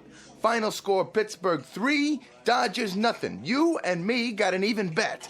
I got the Pirates, hence you owe me $5. I know a bum call when I see one. That ball was foul when it hit him. It don't matter what you think you saw. So instead of an out, it was a foul ball. Who's to say he wouldn't have got on base? So that after the single, he would have scored a run and like that. You're dreaming. And furthermore, Callahan, you're a low-down, cheating insult to American bookiedom. I'm gonna give you 5 seconds to take back that innuendo. Callahan, I told you once before already. Told me what? You start a brawl in here again, and I'll fix that mouth of yours so from now on you'll be doing all your drinking through a tube stuck in a vein. Me? I give you trouble? You heard me. Tell it to the #1 welcher of all the western states over here. This guy still owes me money for the fight. Yeah. Mainly on account of that was a bum call, too. And I don't pay off on bum calls. Hey, Dingle. Yes? You remember that fight? The champ's out of the ring, and the ref gives him a long count. Like everybody in the room could have gone out for a beer, engaged in some small talk, and then come back and still sat down before the ref is finished counting. Now, how about that? I'm asking you. Me? Yeah, you. How about that? You're asking Dingle? I sure am. I'm asking him. Well, I don't know. You see the game on television last night? Well, as a matter of fact, I did watch it. Yes. There you go. Now we'll settle this. You talk about bum calls. 9th inning, batters up with 2 down, and we got a man on first and a man on second, and this umpire with no pupils in his eyes calls a foul ball and out. You see that? I believe I did see that particular play. Then you tell him. You just tell him what you saw. Yeah, go on. Exceptional defensive play. Abner Doubleday would have been proud. Never mind Abner Doubleday. I leave it up to you. Was that a foul ball, or was it an out? Well, Come on over to the bar, Dingle, and I'll buy you a drink. Refresh your memory. I'll pay for it. Put your money away, both of yous. This one's on the house. Okay, take your time. Say it. Say what you saw. Well, it did appear to me... Yeah? It appeared to me that the ball was in safe territory. Appeared? Consequently, upon striking the ground and then hitting the batter, the rules would very clearly indicate that the batter was out. You heard it! You realize, of course, pal, that you're calling me a liar. Now, I ain't an unreasonable man, so I'll give you one more chance. All right. Was that a foul, or was it an out? Well, as I say, it's my considered opinion. Here's what I think of your opinion. Hey, that's enough. Back off. What happened? Here, Mr. Dingle. Let me help you out. Oh yes. Thank you very kindly, Mr. O'Toole. How come you always gotta hit Dingle? You hit him last week. You hit him the week before. A man can only stand so much. I'm tired of this guy contradicting me. And when somebody calls me a liar, there's my honor to consider. Your honor? You've got nothing but larceny in you, all the way from your arches to where you part your hair. And when you die, they're gonna have to screw you into the ground. How about that, Dingle? Is that true? I'm crooked? I leave it to you, buddy. Am I crooked? Well... Hey, Dingle, just once. Why can't you just be neutral? Well, that's an interesting question. Watch what you say, Dingle. I got money riding on this.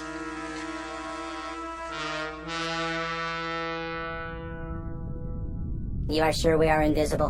Beyond any doubt. This represents a typical gathering place for Earthmen? From the coordinates, yes. Did you ever see such primitive-looking creatures? Typical Earthmen.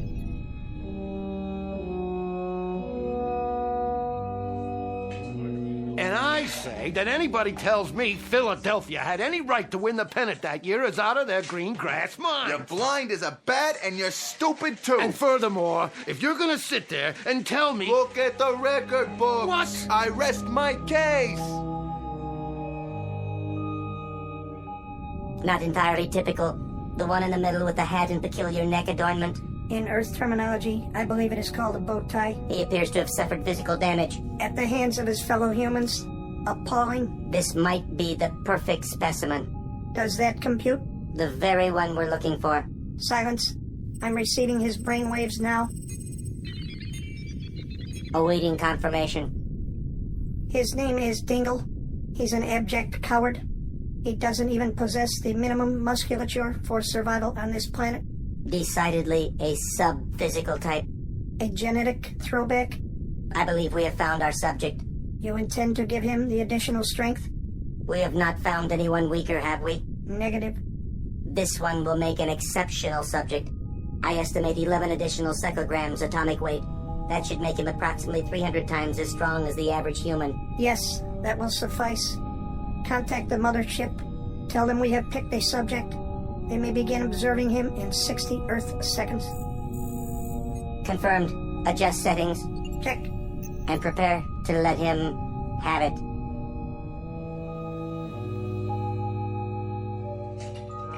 Look, Dingle, you don't gotta answer this guy at all. What do you mean? Just 'cause he don't happen to like the Phillies. Let him tell me. He's got a brain, don't he? Of course he does. You got a point of view, don't you, Dingle? All right, let's get historical. You follow the game, you know the stats. What did you think of the Phillies back in, say, 53? That was a big year. The Phillies in 1953? That's right. You tell me, for example, if you think Robin Roberts was one half the pitcher that Labine was that year. Oh, here we go again. Well, of the two, I'd be inclined to take Roberts. You heard the man. Buddy, why all the time you gotta fight me? Now let's run through this one more time. You say that Robin Roberts had more stuff than Clem Labine? To be perfectly honest and candid, as to the two men, as good as they both were, all things being equal... So come on already. Hey, let the man talk. Who do you pick? Roberts? Oh! I'm telling you guys for the last time. You pull any more rough stuff around here, and I ain't gonna let you in that front door. Now look what you done to this poor little fella. He's coming around. How do you feel, Dingle? Clem Labine was definitely superior. You see? All I'm doing is helping him see things clear. Whoa, what was that? What was what? I don't know, but I definitely felt something for a second just then. How you doing? You all right? Definitely Clem Labine. All the same, I think you better go on home. Well, if you insist. But I feel quite well. Quite remarkably well, in point of fact. Here's your vacuum. Oh, very kind of you, but I can carry it. Dingle, do you mind, a word of advice? Oh, no, not at all. Look, there's some guys in this world that are, they're going to get punched in the nose no matter who they pick in a ball game, or who they vote for, or the color of the tie they put on in the morning. I quite agree, O'Toole, though I've always thought polka dots were quite stylish, personally. Yeah, well, look, you're one of those guys, Dingle. So, you know what I think you ought to do from now on? Don't talk. Just nod. If a guy asks you who you like in the third race, you just smile at him. Okay. If somebody asks you who you're voting for, you just nod. Okay. And if you're sitting in the bleachers for a doubleheader and you hear some guy yelling for the Dodgers, you don't go yelling for the Pirates. You just leave your seat and you go get a hot dog. You understand, Dingle? I believe so. Word to the wise and so forth, huh? Very considerate of you, Mr. O'Toole. I'll definitely give the concept further thought. Yeah. What's the matter? Well, that's odd. What is? I feel so funny. Funny how? Oh, nothing. I'm sure I'm fine now, but for a moment there, it was as if something passed over me or through me, and I heard a high-pitched sound. Very odd. Did anyone else hear it? I can't say as I did. What's he talking about now? Oh, well. No, what do you suppose caused that? Caused what? Well, this vacuum cleaner feels light as a feather. Not that the machine isn't light. It happens to be one of the lightest on the market. Give me a break. No, it's a handy-dandy Jim Cracker A1 piece of merchandise, guaranteed to lighten the labor and lengthen the life of that wonderful partner in the American home, the housewife. But I've never noticed it was this light. Hey, see you, Dingle.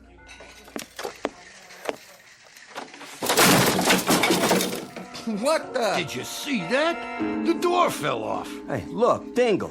I mean, with all your faults, despite the fact that you cost me in Band-Aids what I normally would have to put out for the water bill, you've always been a nice type fella who never gave me no trouble. But why all of a sudden do you have to go wrecking my front door? Oh, believe me, Mr. O'Toole, I am mystified. I am absolutely mystified. The door just seemed to come off its hinges when I grasped the knob very lightly in my hand, my right hand.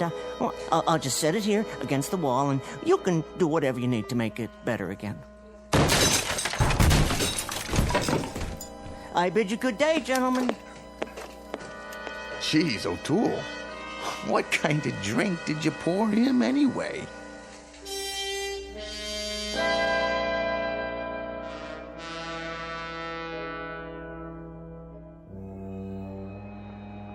Look it, there's that dweeb again. Boys? Hey, mister, why'd you come back, huh? I told you my dad would sock you in the jaw, and he did. Yeah, you're really asking for it. Quite right. Only this time, I'm not going to Yancey Street, merely to that park bench to sit in the sun and collect my thoughts. He talks funny. I got an idea. Give me the ball. You're gonna throw it at him? Yeah, knock his dumb head off. Bet you can't do it. Watch this. Oh, jeez. No, boys. That's not the best of all possible manners, is it? Pretty funny. Go peddle your vacuum cleaners, you creep, and throw the ball back. Think you can catch it? He can't even throw it. Oh, is that so? All right. Go back for a pass. Sure. Let me see now.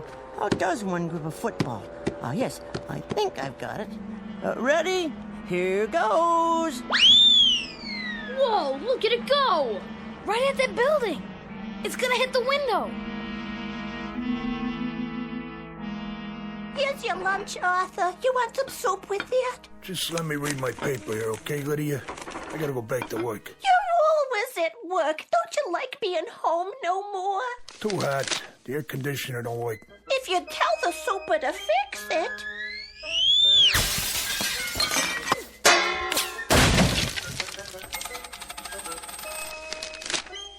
What the heck was that? I don't know, Arthur, but you don't have to tell the super nothing, 'cause now we got a nice cross ventilation all the way to the next apartment.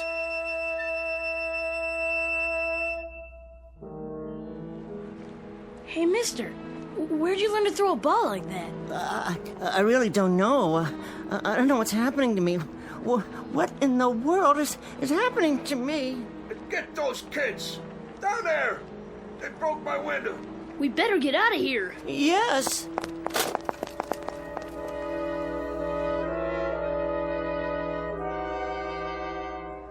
Out of the street! Taxi! Over here! Where to? I don't care. Anywhere. I'm in a hurry. Well, get in, pal. Oh yes, of course. Hey, you tore my back door off. What'd you do that for? Oh, believe me, this is as much a mystery to me as it is to you. I'll leave it right here so you can fix it. Now, how am I gonna do that? Just let me catch my breath. Hey, quit leaning on my car. You're tipping it over. Help! Somebody get me out of here! Oh, dear me. You're pinned under the steering wheel, aren't you? Well, give me a second. There. You can get out now. Did you see that? He lifted the car and turned it over. With one hand! I can't believe my eyes. Most amazing thing I ever saw. Who is he? He's a hero. What's your name? No name. I mean, I'm nobody. Nobody at all.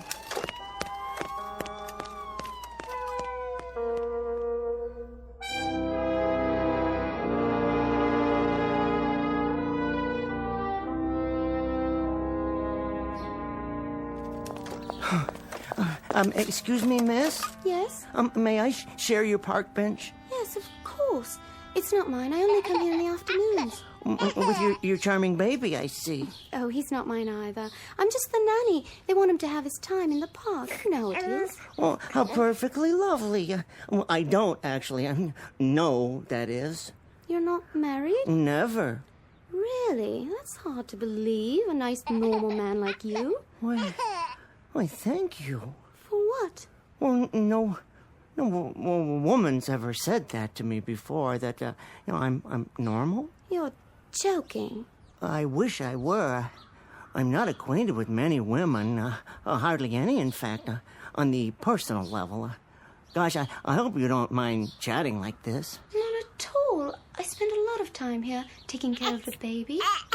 Oh, cute little fella. I know what he wants. You do? Well, look up. Where? That tree branch above your head, there's an apple on it, and the baby sees that. Really? Oh, I'm sure of it. Coochie coo. Aren't you the cutest little fella?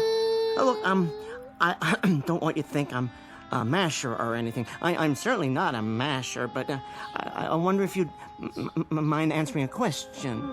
That depends. Well, what I mean is, looking at me, would you say, at least upon a perfunctory, cursory, very first surveil, would I appear to be abnormal in any way? Not at all. Oh, thank you. Unless you plan to use that in the park. Oh, that. Up to a few hours ago, I sold those things. Newfangled vacuum cleaners. Or at least I went through the motions. I was miserably bad as a salesman, just miserable. Would you believe it? Last week I made exactly 89 cents in commission. And that was for an attachment, an upholstery nozzle, and I sold it to a drunk who kept insisting it was a divining rod for alcohol. Is that why you stopped? Well, there were other factors. I expected to be fired today anyway, but, that's the least of my worries now. A few minutes ago, people were chasing me. Why? Well, that's just it, because they thought I was abnormal. Now, I ask you, would you be interested in hearing the source of my worries? Go ahead. Well, that apple, for instance, the baby wants it, but you can't reach it, can you? No. Not even if you put the baby down and stood up on the bench. I couldn't put the baby down. Oh, precisely. But what if I were to give you a hand? I'm not sure Well, see, this bench weighs, I'd say 100, 150 pounds, and you're no more than 110 to 115. Well, 125. Well, what if I were to stand, reach down, pick up the bench by one of its legs, and lift it straight up into the air like this? Please, put us down! So that you could reach the apple, and you wouldn't even have to disturb the baby. Go on, reach over and take it. And then I put the bench down with you and the baby on it, right back down on the ground, as gentle as it can be. There. Would you say that's abnormal? How did you... Hey, man, could you do that again? Whoa, I'm not sure. I got my camera with me. I sure would like to get a shot of that. Is it a magic trick, like in Las Vegas? You a magician or what? No, it's just something that I've discovered I can do. Very recently, as a matter of fact. You see, I better get the baby home now. Let me just get the camera set up. But the young lady's gone now. There's no point in lifting the bench with no one on it, is there? Well, then do something else. Or like what? Anything. I don't know. Well, at least let me take your picture. Stand right there by that big rock. Here? Well, I suppose one picture wouldn't do any harm. Shall I take my hat off? Of course, then the sun would be in my eyes when I have to squint. Well, can you show me your muscles or something? Oh, I'm sorry. I don't believe I have any muscles to speak of. Oh, yeah, right. Say cheese. Oh, wait, now the rock is in the way. Perhaps if you stand a few feet to your left? And then the sun will be right in the lens. Oh, in that case, I better move the rock. May I? Hold on 1 second. Whoa! You lifted it just like that. It must weigh a ton. There, young man. Is that better? I suppose you can snap my picture now if you insist. Yeah, that's great. Are you sure this is my good side? Couple more. Oh, right. Wait till my editor sees this.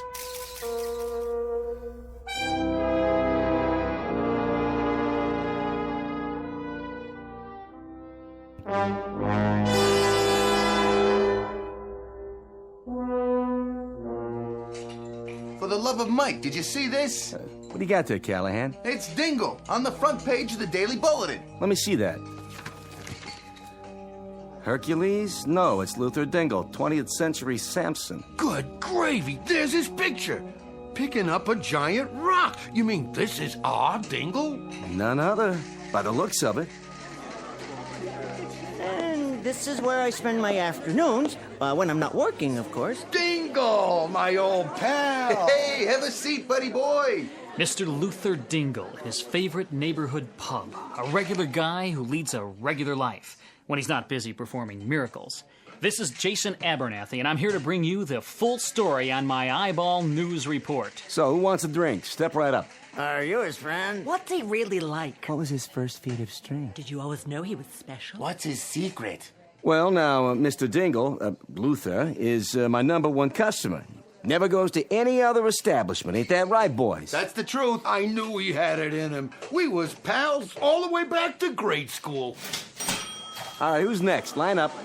Mr. Dingle, if what I hear is true, do you realize how much money you could make on a tour with my international circus? A circus, eh? I don't know. Vegas, Atlantic City, Branson, Missouri. Hey, don't listen to her. Hey, Dingle, your future's in television. You're the walking, talking embodiment of every American male's wish fulfillment. You're John Q. Citizen, you're Babbitt, you're Tom, Dick, and Harry. We'll develop a sitcom around those values. A spin-off.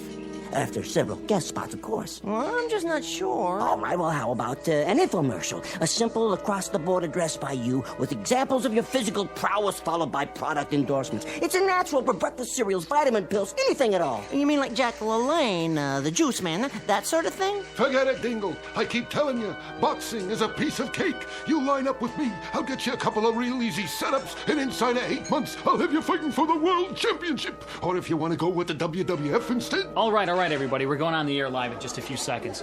Would the people around Mr. Dingle get out of the way, please? I don't want to. Okay, on the air in 4, 3, 2, 1, and... Hello, friends. Jason Abernathy here.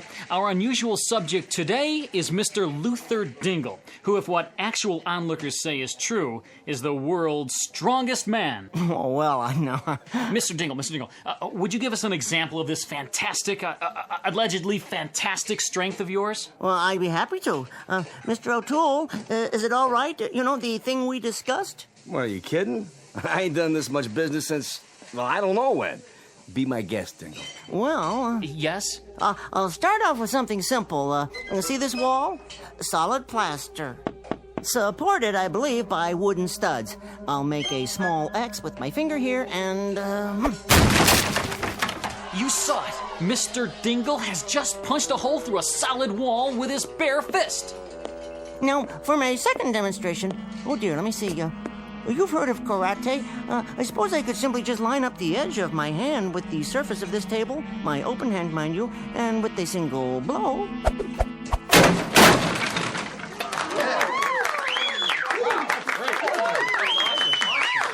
Fantastic. That's amazing. Would you call it mind over matter, Mr. Dingle? Oh, no. I'd call it an example of matter over matter. You see, it doesn't matter what's on my mind, even if it's nothing at all. Okay, Dingle. You just don't go breaking all my tables in half, okay? Hey, better sit down, buddy. Have yourself a drink. Hey, you want my seat? Not yet. I feel fine. Splendid. These bar stools are bolted down, aren't they? If, let's say, I wanted to move one a few inches... See that? He ripped it right off the floor and he didn't even break a sweat. What a guy. Go on. Take my stool if you want. Stand up. Sure, why? If you please. Why are you looking at me like that? Oh, no. Wait a minute, Dingle. Ain't you ever heard of bygones being bygones? Put me down. I see it, but I don't believe it. Ladies and gentlemen, the man at the bar is 160 or 70 pounds, and Dingle is lifting him like a rag doll, twirling him over his head with one hand. Oh, my aching back. That ain't funny. There. Now, that didn't hurt too much, did it, pal? You're good as new. Well, almost. Gonna give you a hand up, pal? Mr. Dingle, you're my hero. He can do anything. You better not pick a fight with that fellow.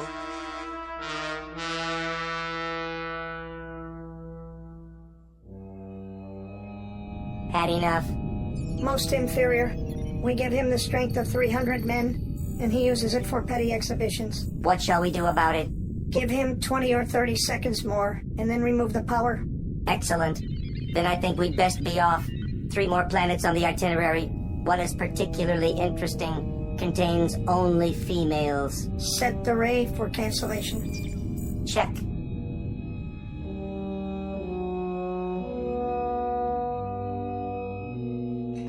And now, ladies and gentlemen, for my next feat, I think I'll lift this entire building. Whoa! Well, at least the ceiling, and hence all the floors above it. Step aside, everyone. I don't know if we have a clear shot of this, but he's standing on his tiptoes, extending his fingers to the ceiling. Here we go.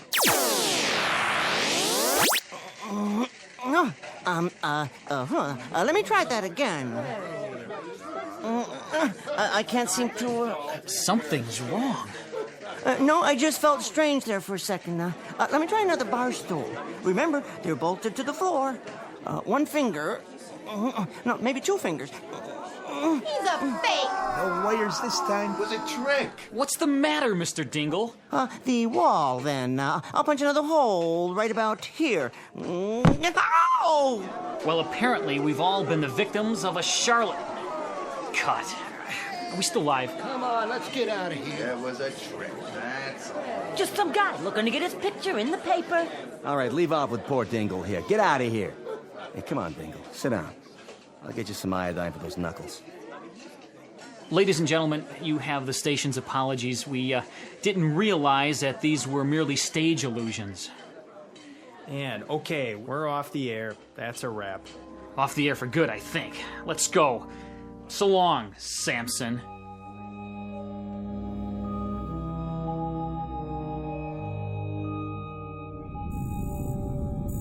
Time to go. Yes. Wait, who are they? Hello, boys. Where are you two from? Venus, how about you? Mars. Conducting your own experiments? Yes. And you? Sudden introduction of strength to subnormal Earthmen. What is your experiment? Sudden introduction of enhanced intelligence. Find any interesting subjects? That one over there, referred to as Dingle. He is certainly subphysical, maybe submental too. A likely subject. Give him the intelligence quota, Ray. How much? Oh, we'll make him approximately 500 times more intelligent than the average human.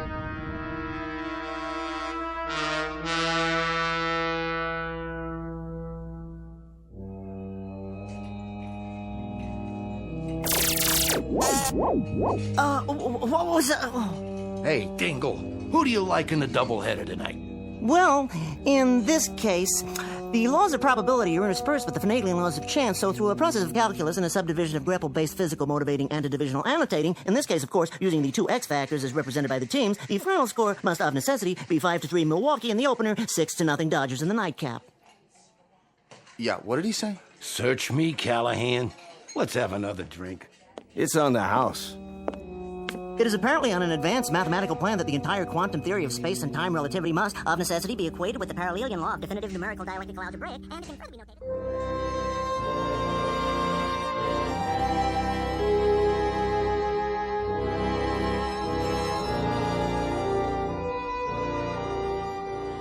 Exit Mr. Luther Dingle, former vacuum cleaner salesman, strongest man on Earth, and now mental giant.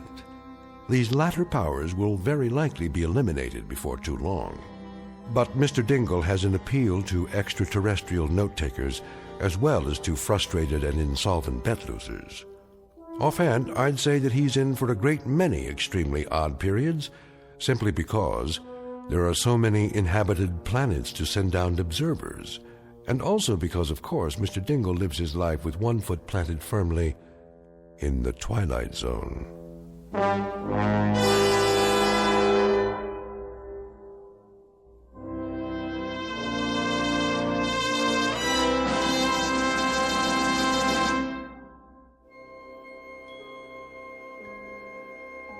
Hi, this is Carl Amari, producer of the Twilight Zone radio dramas. I'd like to take a moment to tell you about our official website at twilightzoneradio.com. where you'll get the latest news and information on these Twilight Zone radio dramas. Plus, at twilightzoneradio.com, you can digitally download 3 free episodes or any of our episodes for only $1.95 each. In this age of ever-changing technology, we've decided to make these episodes instantly available to you by making the Twilight Zone radio dramas a digital download-only series. This means that this series will no longer be offered on CD. The CD collections at our website are now being offered while supplies last at buy one, get one free. So be sure to get your favorites before they're sold out. Be sure to visit us often, and I'll see you in the zone.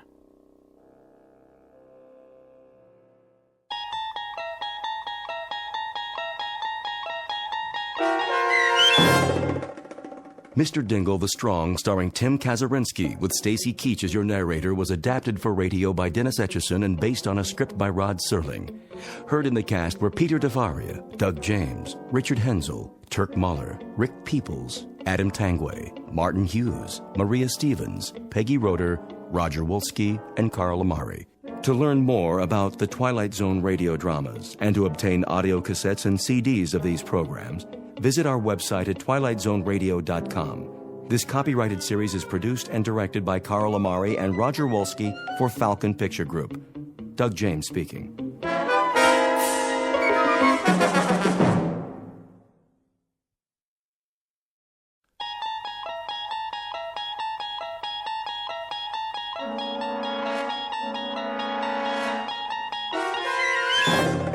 You unlock this door with the key of imagination. Beyond it is another dimension, a dimension of sound, a dimension of sight, a dimension of mind. You're moving into a land of both shadow and substance, of things and ideas. You've just crossed over into the Twilight Zone.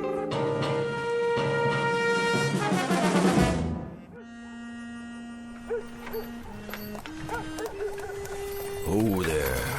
Whoa.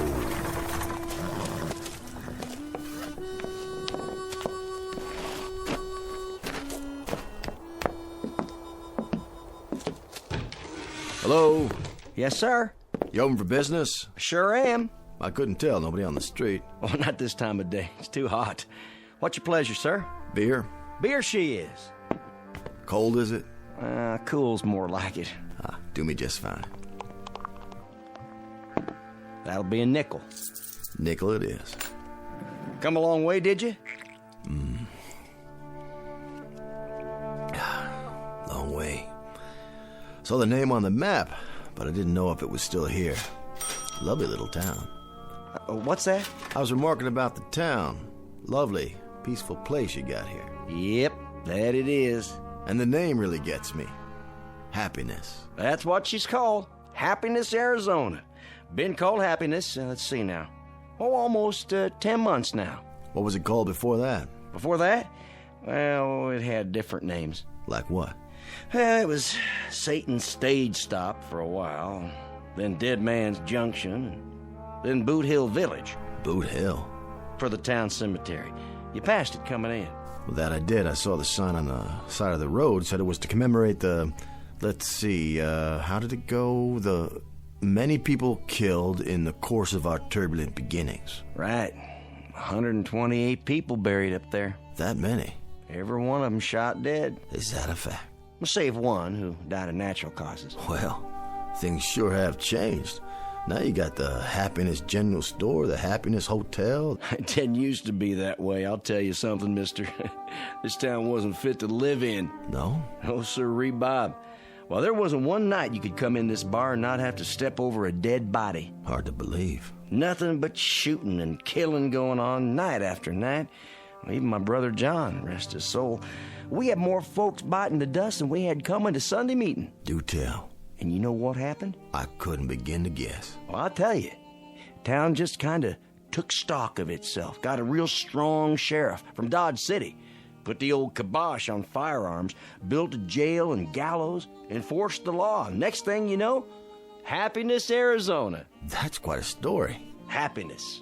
where a man can walk down the street and have himself a drink without checking the mirror to see who's gunning for him. That's progress, mister. That's real progress. This kind of thing, it sort of brings tears to my eyes. Well, that's all right now. Don't you be scared to go showing your true feelings. I know how it is. You live with violence and killing all your life, and then suddenly it's just like, well, kind of like the sun coming up over a dark cloud and shining down on you with the warm rays of beneficence. That's mighty well put. I do a little preaching on the side, too. I'm not surprised to hear that. What's your line? My line? Your work. What do you do? Oh, I'm on the road a lot. Selling? In a manner of speaking. Services is what I supply. Can I get you another beer? That would be right kind of you. Services, you say? Now, what kind of services? Oh, you wouldn't be interested. Well, you never know. I might be able to throw a little business your way. Well, you might at that. This is the kind of town that generally can use me. What services do you supply? I bring back the dead.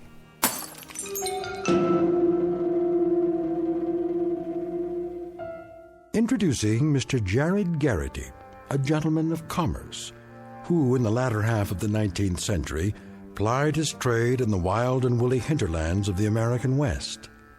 He has just driven his wagon down the hot, dusty main street of a quiet, unadorned, and absolutely typical town in search of an opportunity to practice that trade. Mr. Garrity, if you can believe him, is a resurrector of the dead, which on the face of it certainly sounds like the bull is off the nickel. But to the scoffers amongst you, and all you ladies and gentlemen from Missouri, don't laugh this one off entirely, at least until you've seen a sample of Mr. Garrity's wares and witnessed an example of his services. The place is Happiness, Arizona. The time, about 1890. And you have just entered a saloon where the bar whiskey is brewed, bottled, and delivered on special order, direct from the Twilight Zone. And now, The Twilight Zone and our story, Mr. Garrity and the Graves, starring Chris McDonald, with Stacy Keach as your narrator.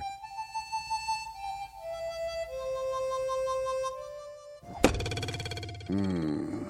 5 points. Sheriff! That's better. 7 points. Sheriff Gilchrist, open up! What is it? Sheriff, come quick! What's the matter now, Jensen? The stranger, Sheriff. The stranger! What stranger? Sheriff, I'm glad you're here. Well, where else would I be? I don't know. But I'm always the first man they look for. And the last they want to meet. Yep, that's true, all right. What are you doing? Practicing my knife throwing. What does it look like? Whose picture are you throwing at today? Same as always. My deputy. Ex-deputy. Chesley? But he done run off. Tell me about it. Oh, Sheriff, you gotta come quick. It's that stranger feller. All right. Just let me strap on my gun.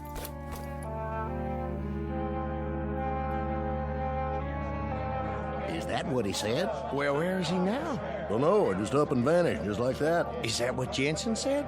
I don't like this one bit. Where's the bartender? I need another drink. He's coming with the sheriff. Here he is, everybody. Simmer down now. What's this about a stranger? He's wearing a black suit and a black hat. There's his wagon right outside. Had a mustache and a bony face. And you should have seen his eyes. Now, hold on, everybody. Let the sheriff talk. He'll answer all your questions.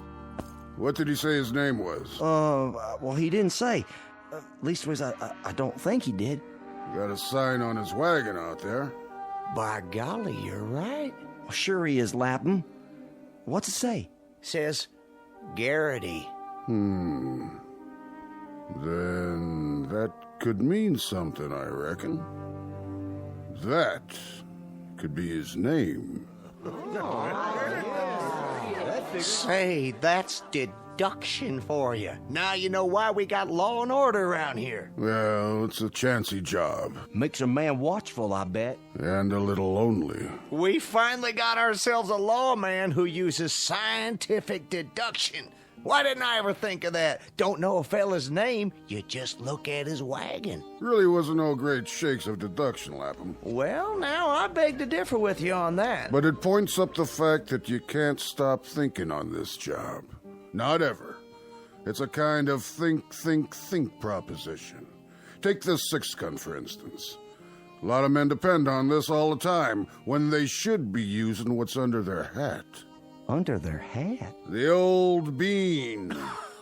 By golly, nobody was ever righter than that. And besides, using the head instead of the gun, you save money on bullets. Not to mention burials and labor. You can say that again. No thanks. Now, he said what to you, Jensen?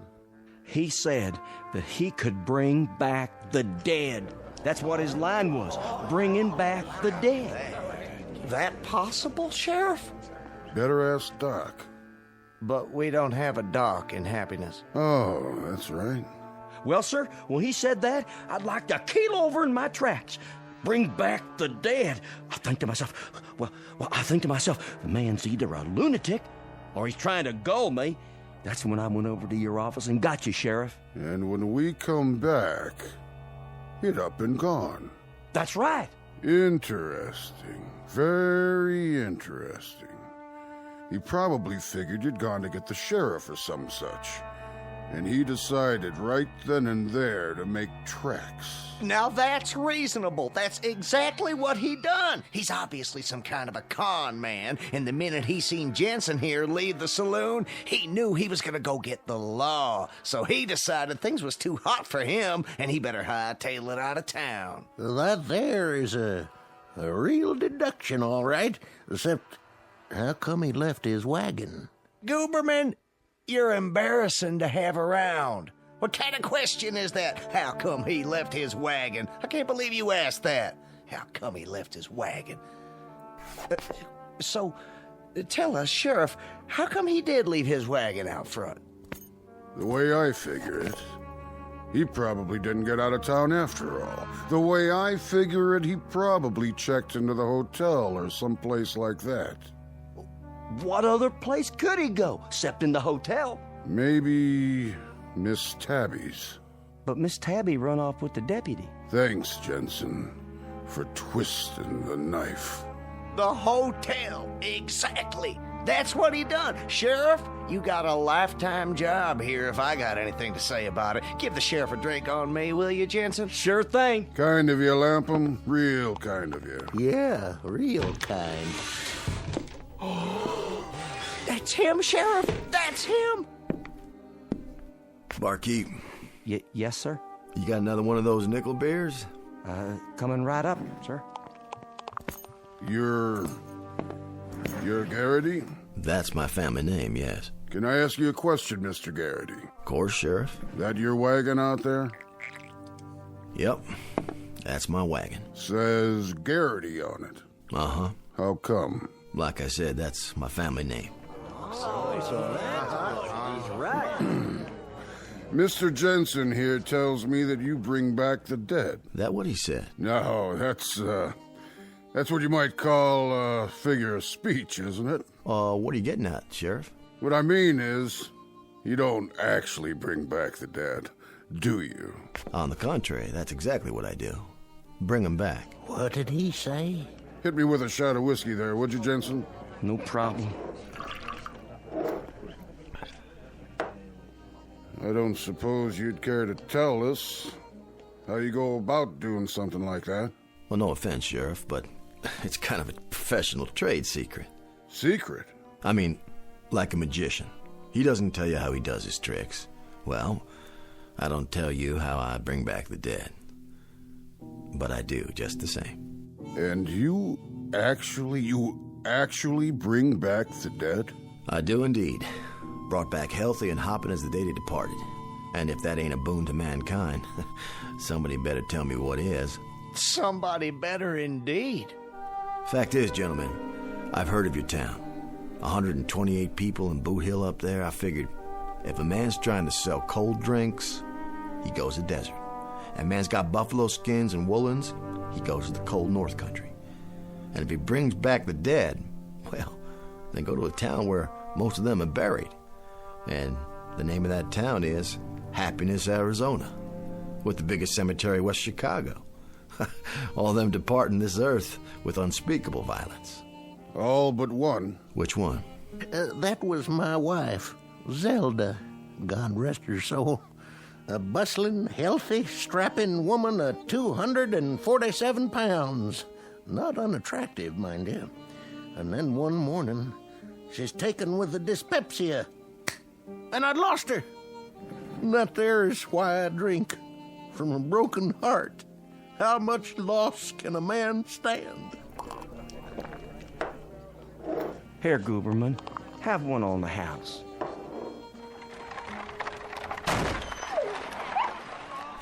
What the?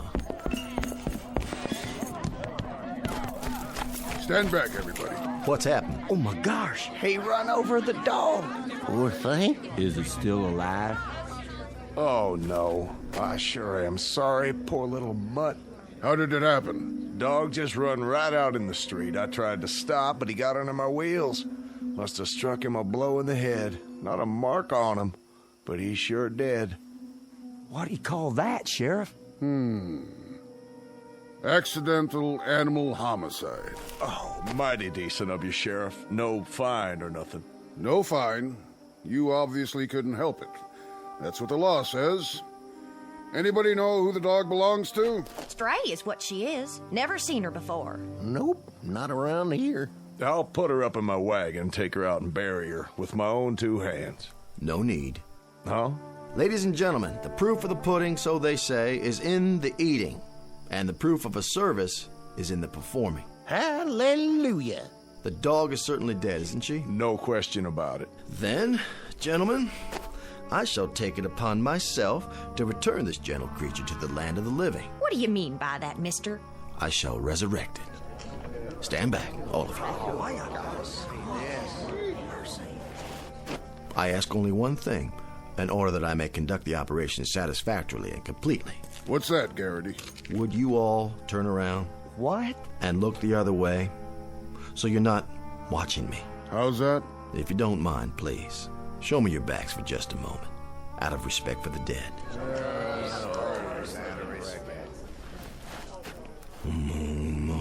Madon, ergest rage grand wazoo, intercoiter, metaluna, magic land of Alakazam. Eureka! Sit up, girl. Shake hands. Shake. That's a good dog. Chasing a bird, I'd say. Ladies and gentlemen, I rest my case. He done a miracle! That's what I'd call it, a miracle!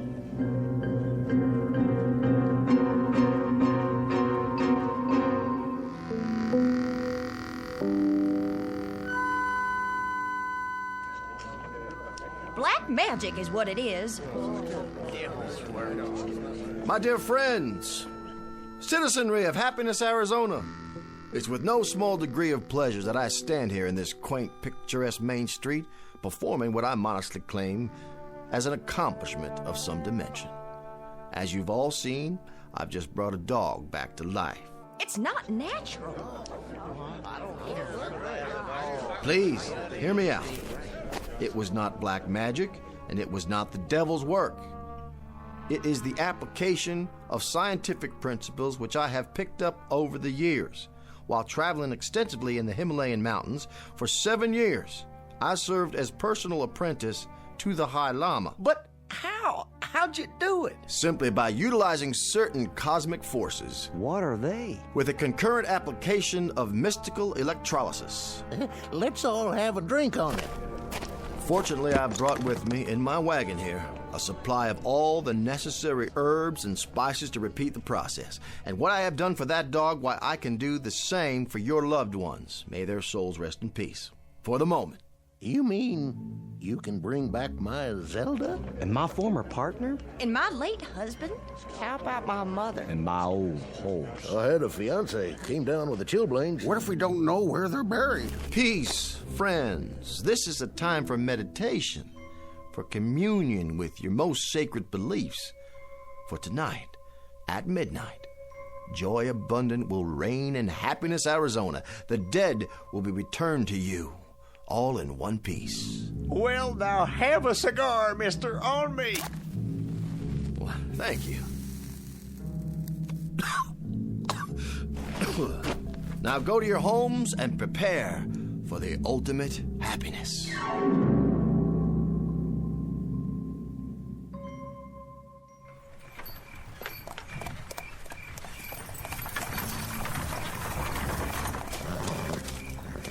Hello, spirits of Boot Hill. Are you there? I say, spirits. I'm talking to you. Garrity here. Make yourselves known to me. Would you do that little thing, please? Spirits, come forth. Now, I tell you. I'm running out of time here.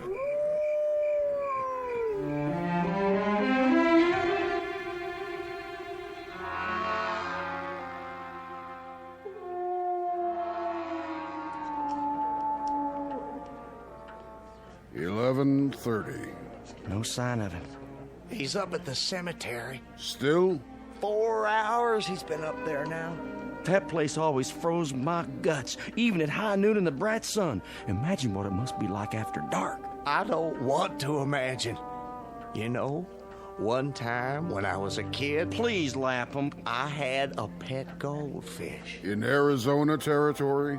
No, this is back in Springfield. Anyway, I had this goldfish, and my cat used to watch it swim around night and day. What was your cat's name? My pussycat? Her name was Tabby. Lapham. Anyway, one night, she knocked the fishbowl over trying to catch it, and I got so mad, I chased her out of the house. Spare me. And wouldn't you know, that cat ran out and leaped in the pond. Now, it was the dead of winter, and there was ice on the water, and, well, to make a long story short, when I pulled her out, she was frozen solid. You could have thrown her through the air like a boomerang. What's a boomerang? Never mind. Let him get finished. So I carried her back in the house all stiff like that so as I could bury her the next day. And you know something? In the middle of the night, that cat thawed out and came back to life. Started running around like she was possessed. I hid for my life. The sound she made, it just wasn't human. Of course not. It was a cat. Well, be that as it may, the cat was never the same. What finally happened to her? She ate some spoiled mackerel and expired for the second time. She didn't come back from that one, sad to say. Imagine. Can you just imagine? Imagine what, Gooberman? My own little Blossom. My own Zelda. The lonely days and lonely nights. And at midnight, she's coming back to me. Saints preserve us. Listen.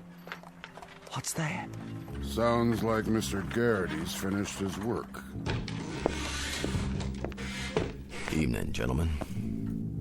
Evening, Garrity. Whiskey, please. Sure thing. Another. Yes, sir. How did it go up there? Go? On Boot Hill. The cosmic impulses are... Yes? Incredible tonight. Absolutely incredible. You mean you're finished? All finished. What's that clock say? 11:35. Good. Good. They'll be filing down any time now. Takes them a while because they walk so slow. But they're ahead of schedule. They are? I wasn't 5 minutes into the ceremony when the earth started to heave. A mighty anxious crop of folks up there. Mighty anxious.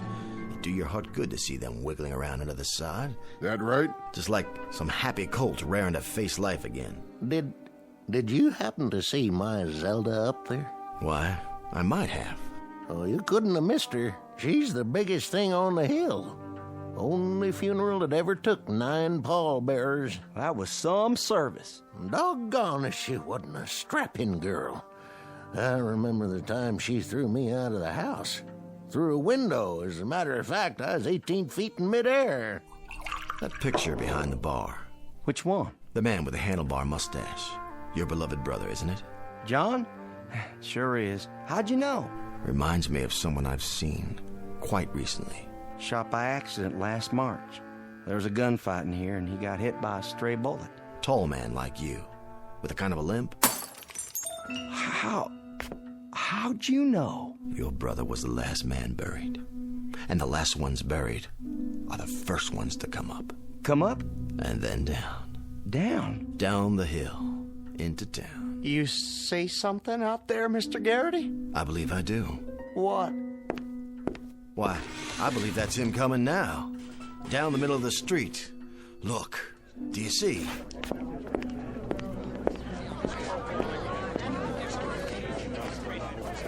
That's him. How can you tell? Look at how he's dragging his foot. Can't see his face. I was right, Mr. Jensen. You were? It's your beloved brother John. And a more decent and honorable citizen never pulled a cork out of a bottle, or so I'm told. He was a no-good thieving bum.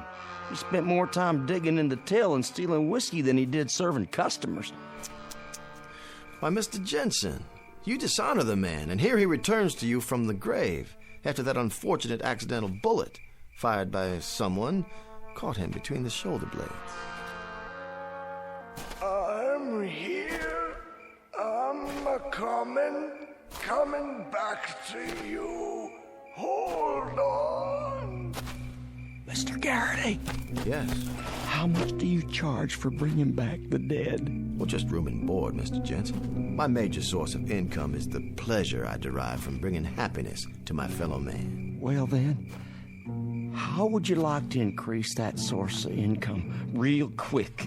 You'll have to speak a bit plainer, Mr. Jensen. How much would you take to put him back up on the hill?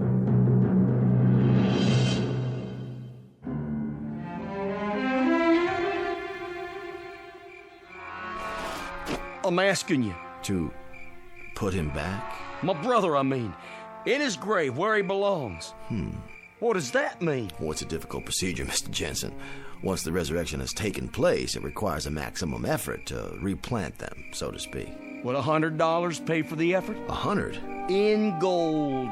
Shall we say 1,000? What does 500 do to you? Well, it warms me a little, but I still feel drafty. Let's make it 750, shall we? Deal.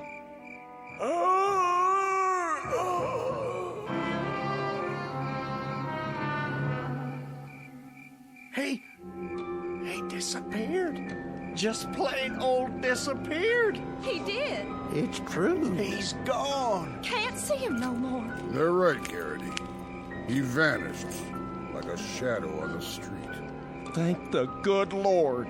It was your brother, all right. I saw him with my own eyes. Tall man with a limp, just walking toward us as big as you please, and then he just plumb disappears. Yeah, that's right. Garrity did it. He's a miracle worker. Well, that's life. Well, let's go inside and have a drink.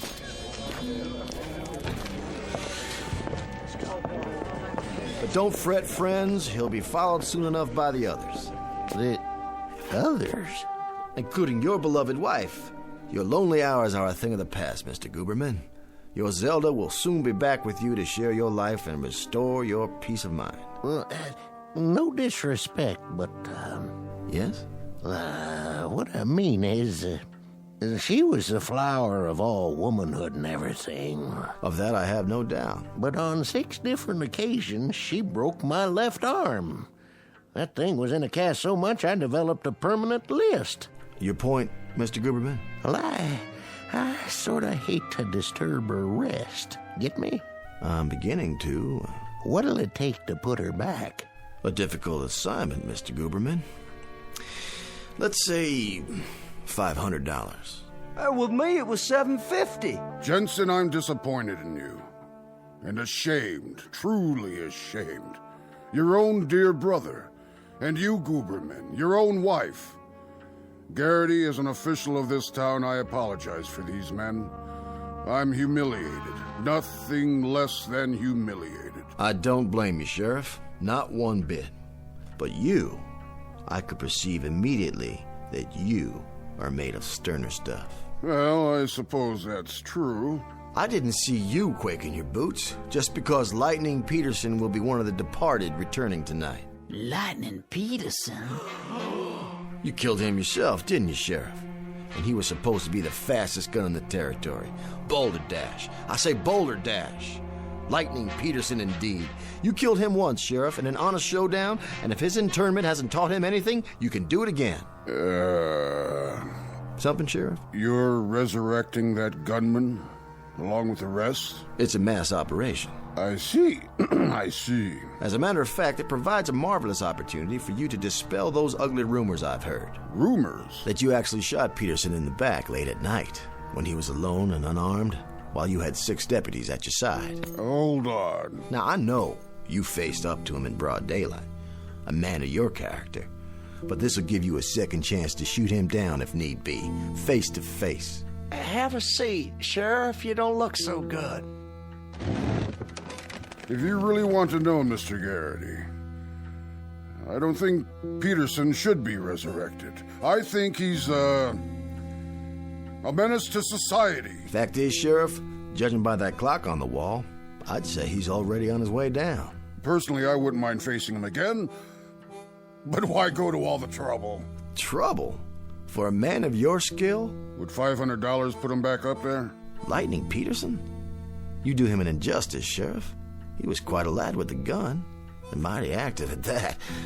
A $1,200 job, minimum. Sold. Just bring me the bottle, Jensen. Mr. Garrity, are you in there? Ma'am?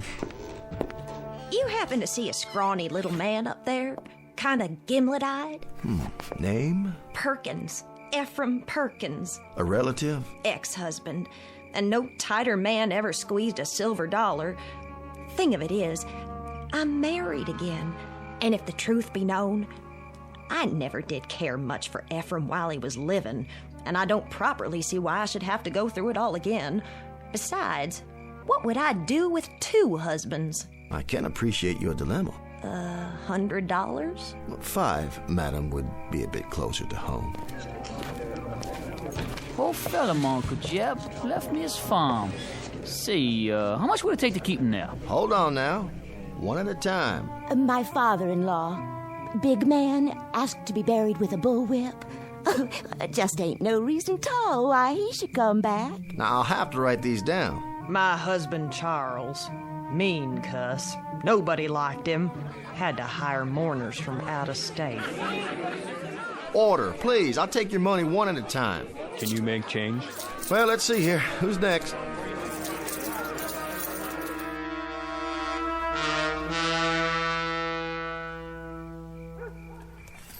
Who there? Oh.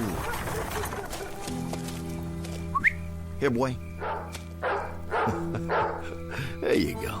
Nice puppy. Nice little boy. Got a bone for you in the back of the wagon. You're paid for playing dead like that. That you, Ace? Right here. You're late. Couldn't help it. Town was the ripest pear we ever plucked. They couldn't open their money bags fast enough. What's the take? Whew, see for yourself. I haven't had time to count it. Will you look at that? Considerably more than you earn as an actor on the stage, my friend. Considerably more. Played the part well, though, didn't I? Beautifully. The handlebar mustache was a nice touch. That's why I brought my makeup kit. Never know what you'll need. I checked the itinerary. Our next stop is Tucson. We'll pitch camp and get a good night's sleep, and you go in there in the morning and get a line on the place. We'll see which one of the dear departed you can impersonate tomorrow night. Now climb in. Well, let's get a move on before that sheriff turns suspicious. I tell you, I'll be glad to get gone from this cemetery. Creepiest one yet. You don't believe in ghosts, do you, Ace? Well, I never did, but this one, there's so many tombstones everywhere. Man thinks he's hearing things after a while. Not this one. The folks up here on Boot Hill, they're buried deep enough. So long, friends. Real sorry I couldn't perform what I laid claim to. Rest in peace now, all of you. Come on, let's go. Come on.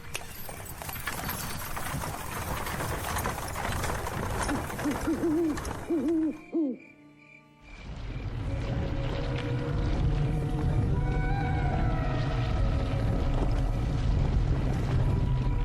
the dirt out of my eyes, will you, John? Sure enough, Evan. Wait, hold on. You got a worm in your nose. You know, the man don't do himself justice. The actor who played you wasn't worth a darn. Terrible mustache.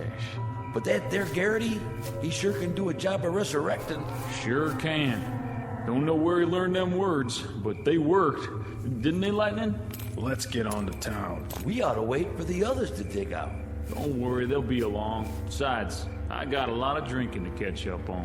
There's a yellow skunk of a sheriff I aim to settle a score with. And a little pipsqueak of a sot just waiting to get his arm broke. And I am just the lady to do it. My name ain't Zelda Gooberman. Let's go, boys. Just the four of us. It's clobbering time.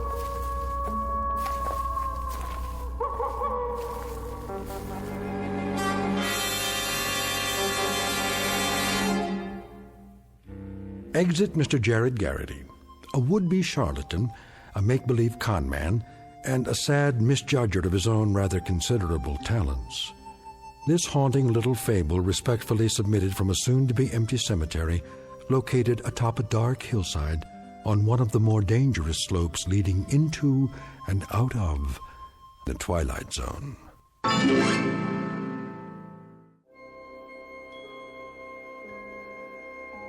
Hi, this is Carl Amari, producer of the Twilight Zone radio dramas. I'd like to take a moment to tell you about our official website at twilightzoneradio.com, where you'll get the latest news and information on these Twilight Zone radio dramas. Plus, at twilightzoneradio.com, you can digitally download 3 free episodes or any of our episodes for only $1.95 each. In this age of ever-changing technology, we've decided to make these episodes instantly available to you by making the Twilight Zone radio dramas a digital download-only series. This means that this series will no longer be offered on CD. The CD collections at our website are now being offered while supplies last at buy one, get one free. So be sure to get your favorites before they're sold out. Be sure to visit us often, and I'll see you in the zone.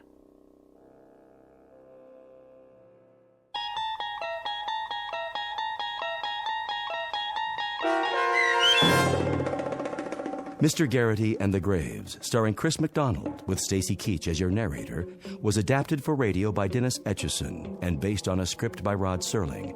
Heard in the cast were Rich Komanek, Doug James, Christian Stolte, Roderick Peoples, Linda Reiter, Michelle Graff, Vince Amari, Roger Wolski, and Carl Amari. To learn more about the Twilight Zone radio dramas and to obtain audio cassettes and CDs of these programs, visit our website at twilightzoneradio.com. This copyrighted radio series is produced and directed by Carl Amari and Roger Wolski for Falcon Picture Group. Doug James speaking.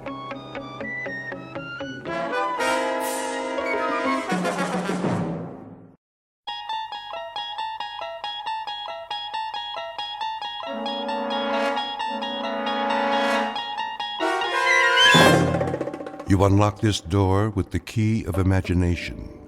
Beyond it is another dimension, a dimension of sound, a dimension of sight, a dimension of mind. You're moving into a land of both shadow and substance, of things and ideas. You've just crossed over into the Twilight Zone.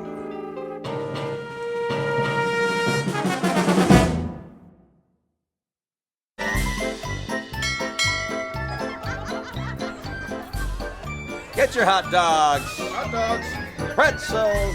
Popcorn. Take a chance. 3 balls for $1. Cotton candy. Knock one over, win a prize. How about it, folks?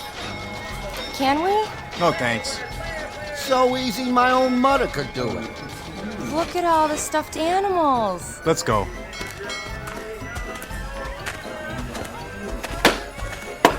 Throw a dart, break a balloon. Not this one. Aw, you're no fun. There's better places. Hey, this is your lucky night. Where's Freddy? Taking a break. You wouldn't want to play, would you? What do we have to do? Shoot at the bullseye. Think you can handle it, soldier? He was in the infantry. Yeah? What do we win? Take your pick. Plastic Cupid dolls, pandas from China. I want the pink one. You got some taste. How much? How much you want to spend? Sign says $1. Ask for kids' prizes. Wax lips, pencil on a string. You have to work your way up. Freddie gives me 3 games for 2. Yeah, 50 BBs each. Never knock out the bullseye that way. How much for a full load? Say 3. Forget it. 2. We're leaving. All right. 100 shots for, let me see, a penny apiece.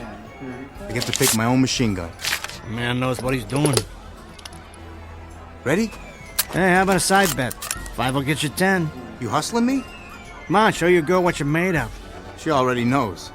Can't blame a guy for trying. Watch this.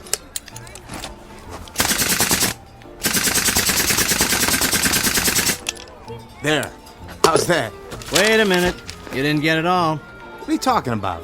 There's one little piece of the bullseye hanging. See? What are you trying to pull? Well, I mean, it could be, if you squint one eye. Evening, folks. Everybody having fun? Oh, hi, Freddie. You gonna give me my bear or not? What's the ruckus? Just having a friendly discussion. He doesn't want to pay off. We won fair and square. A slight disagreement is all. Get your hand off that teddy bear.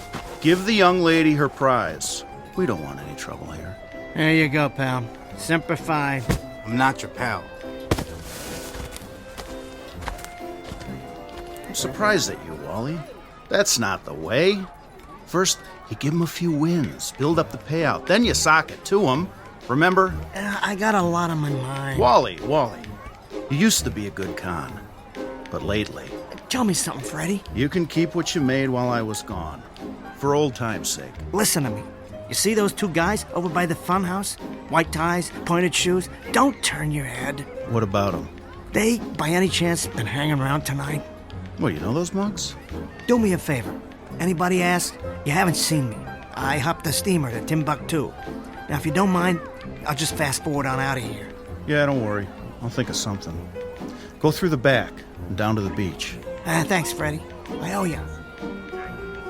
You sure do, boy. But this time, I don't think I'm gonna collect. Introducing Wally Beecher, once promising con artist and small-time hustler. But of late, he couldn't talk his own grandmother out of ice cream money. Mr. Beecher has become what's commonly known as a loser.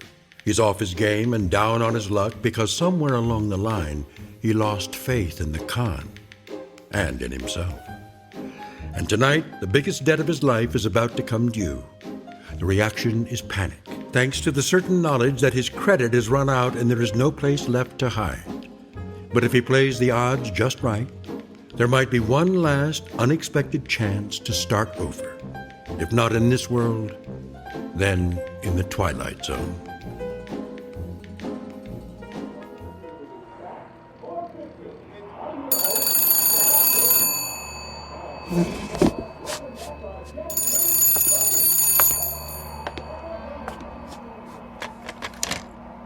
Carlton Motel. Yeah, I got rooms by the day, the week, or the month. By the hour. You have to leave a cleanup deposit. Hey, same to you, buddy.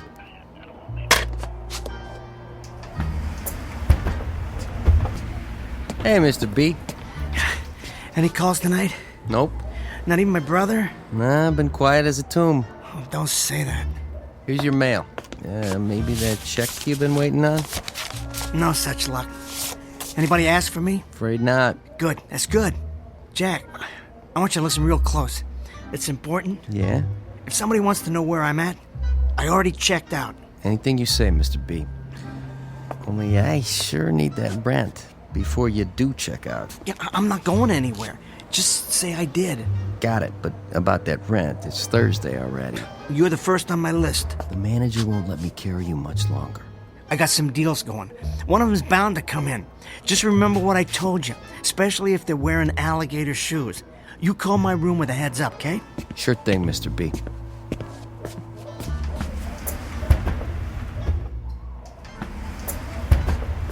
Forget your key? I got an extra. That car across the street.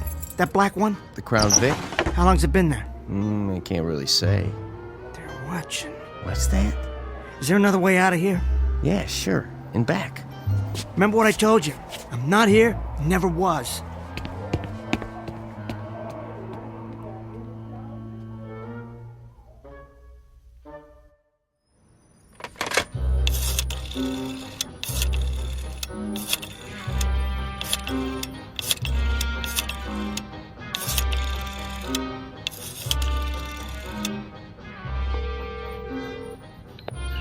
Raj, it's me, Wally.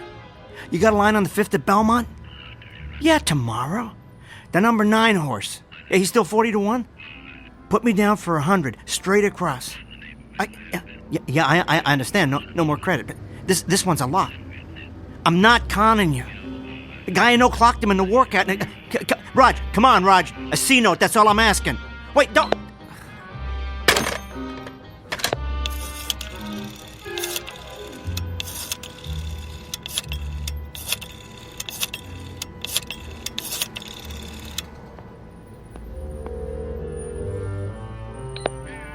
Rosie?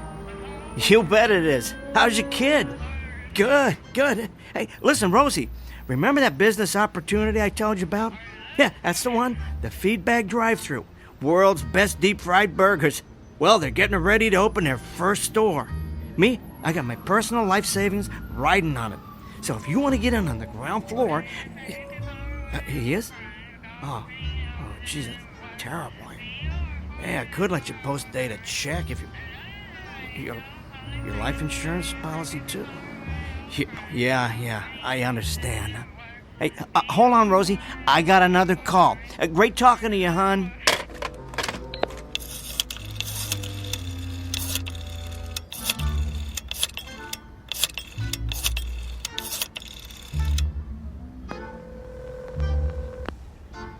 Come on. This is Frank Beecher. Sorry, but we're closed for business. Please leave a message after the tone. Frank, I don't blame you for not returning my calls. I know what you're thinking, but I swear, it's not like before. I need to talk to you bad. I hate this, believe me. If there was another way, I got a situation here. Frankie, I'm your kid brother. I don't have anybody else. Call me at the Carlton, please. I'm begging you, Frank. I'm begging you.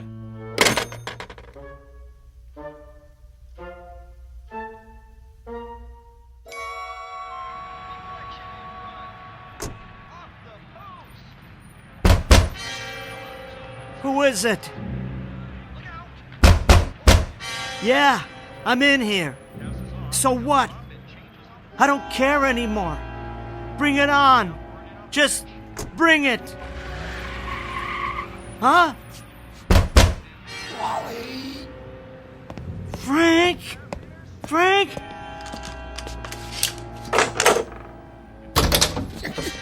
Give me a hand, kid. What'd they do? Funny thing happened on the way home. Sit on the bed. Jeez, Frank, they really worked you over. It's okay. The nose wasn't straight to begin with, huh? A couple of guys in a black Crown Vic? No. Cadillac. 2 gentlemen with scars and pinky rings. They made quite an impression on my head.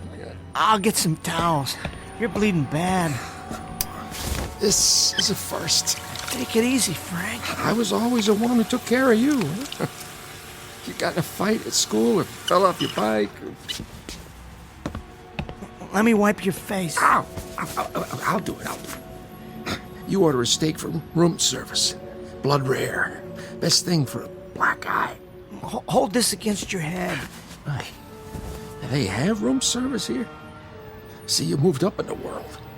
And them 2 guys, did you get a name? Nah, they didn't talk much. But they must be from Western Union, and I'm the message. Those punks. I'll take it out of their skins. You should have called me. I did. Sorry, I'm out of town. It's all my fault. Now, what did you do to rattle their cages? Well, what do you think? Got myself in hock up to my eyeballs. when I couldn't make the vig. I've got money. It's too late for that now. Even if I do pay up, they'll leave me sleeping with the fishes. I am stupid, so stupid. Sounds like it's time for Mrs. Pierce. Who? That old lady lived down the hall. Remember? In the building where we grew up. What about her?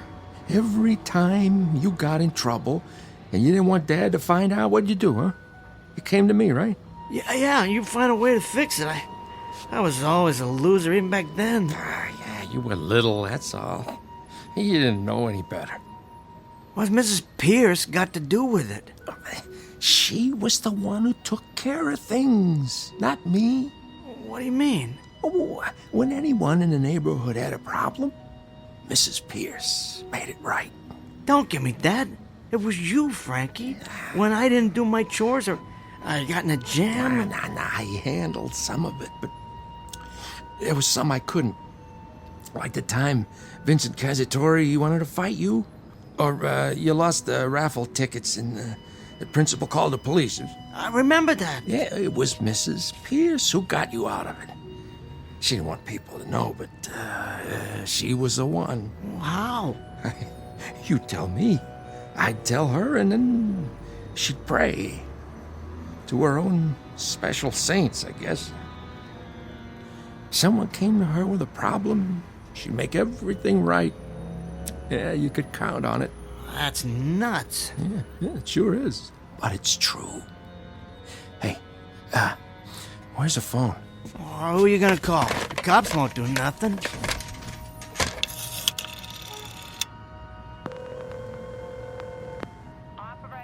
Yeah, hello, information. You have a listing for Mrs. Arlene Pierce on Weber Street. She probably is dead by now. Yeah, hold on. Where's pencil? Here. Yeah. Okay. Thank you, operator. It's too late, I tell ya. She moved, but I got it. All right. What have I got to lose? 10-1, she won't even remember me. Come on, let me. Not this time. Give me the phone, Frank. And I'm afraid it don't work that way. Why not?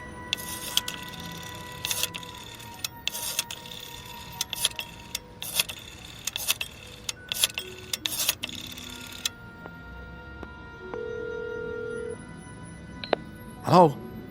Yeah, may I please speak to Mrs. Pierce?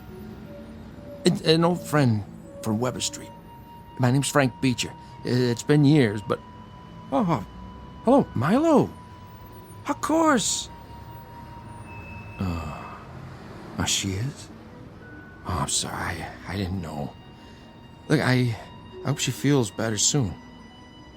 No message. Just that her friends wish her the best. I'm really sorry to have bothered you. Sick, huh? She had a stroke. She's been in a coma since last week. Well, that was a stupid idea anyway. Hey, easy, Frank.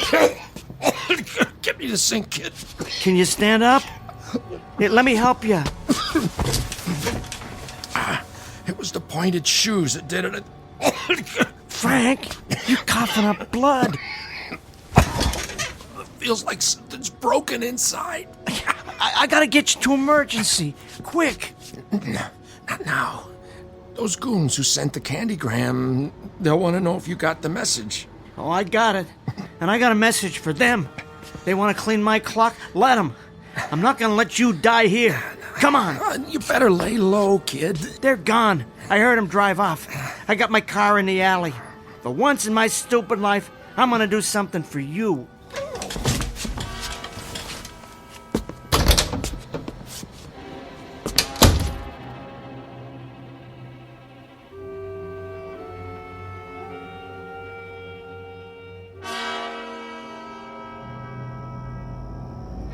So what do you think? Nice car, huh? It's really cool, Wally. Are you sure it's okay with your dad? Sure. He lets me drive it all the time. I wish you'd slow down. Chicken? You're halfway off the road. I know what I'm doing. I got my license next month. So, baby, where to? Just don't get us in a wreck. How about down by the boardwalk? I have to be home by 10 o'clock. What? I was gonna show you a good time. Walk on the beach, have a couple of drinks. I know a guy who'll get me some booze. Name's Freddie. You know Freddie? I'll introduce you. Careful! Hey! Look where you're driving, jerk! Wally, will you please slow down? Too fast for you? That cop wants you to pull over. He don't mean me. Stop! What for? Let me out. At this time of night? I mean it. Now. Oh, okay, dollface. If that's the way you want it.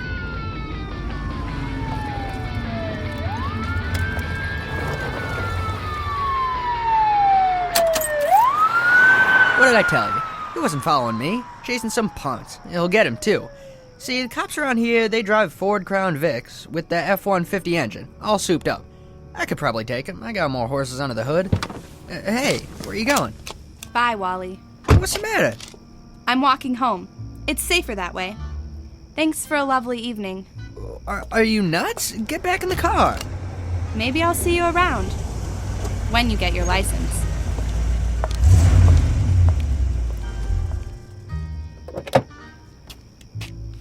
Oh, man, what are you doing here? You shouldn't have taken the car. Mind your own business, Frank. Dad won't like it. So? I'll bring it back before he gets home. He'll find out. What's he gonna do? Take it out of my hide? I'm too old. He can't hurt me anymore. Maybe not, but it'll hurt him. Big deal. Move over.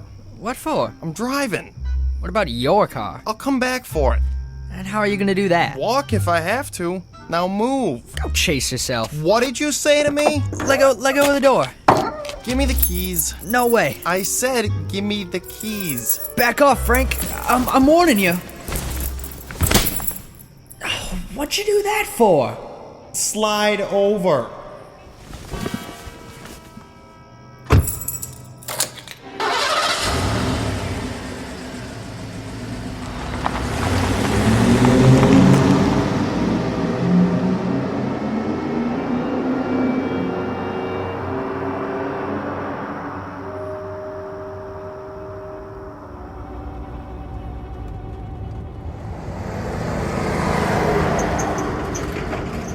Yeah, you always looked after me, didn't you? No matter how bad I screwed up. Come on, move! Hey, slow down, hotshot. You okay back there? You're going too fast. Don't you worry, Frank. Only a couple more miles. I'll get you to County General. It's the last thing I do. Wally, can you close the window? It is closed. Well, then turn on a heater. It's cold. It's so cold. Oh, Jesus. Hang on, Frank. The hospital's coming up.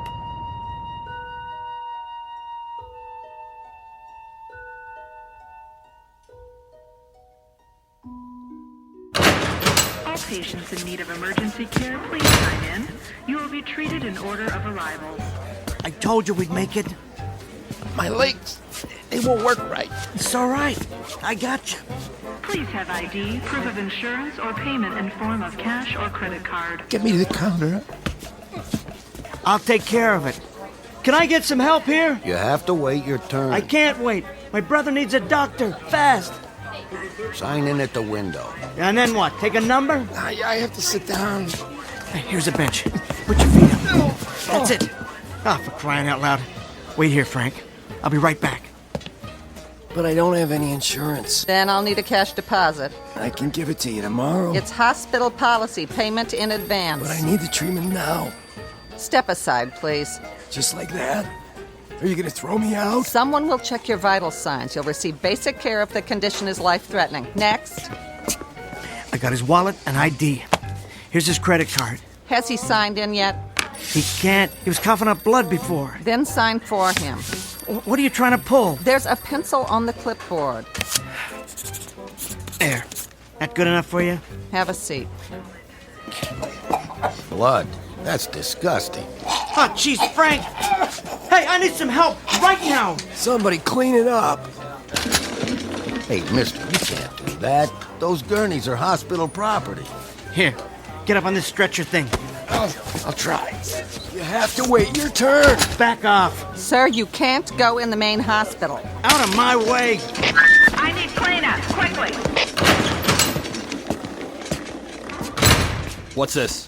Something's broke inside. He's all messed up. Massive internal hemorrhaging. I'll take him. You gotta do something fast. You just gotta. Where's a chart? There isn't any. Who are you? His brother. Wait outside. Oh, no. Someone see this man out? There's a waiting area at the end of the hall. We'll let you know. Frank! Frank!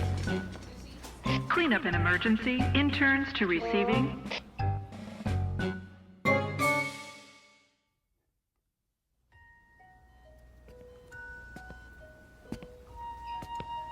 Excuse me. Nurse? Yes? The guy I brought in? He's gonna be okay, isn't he? The nurse's station will have that information around the corner to your left. These jokers don't even know which end is up. Well, they better figure it out. Oh, Frank. Frank, what am I supposed to do now? Wally? Huh? Who are... It is you. Milo? I'd know that face anywhere. How many years has it been? Oh, too many. I can't believe it. What are you doing here? It's my aunt. My sister's inside with her. Jeannie's here? She comes by when she can. Old Wally. It's been a long time since Weber Street. Oh, sure has. You mean your aunt's in here? How's she holding up? Not so good. Yeah, I heard. That's tough. A stroke, wasn't it? Yeah, we take turns sitting with her. My dad comes as much as he can. It's hard since Mom passed away. Oh, I'm sorry to hear it. Arlene's the only family he's got besides us. So, where'd you move to? Different places. I decided to come back for a while, regroup. You know something? I thought there was a big, wide world out there, but take it from me, it ain't all that. I talked to your brother. We see him around sometimes. He's doing well. Milo, would you mind if I go in? She won't know you're there. That's okay. She's a nice lady. I like to pay my respects. Okay, go ahead then. Come in. Hi, Jeannie. Wally?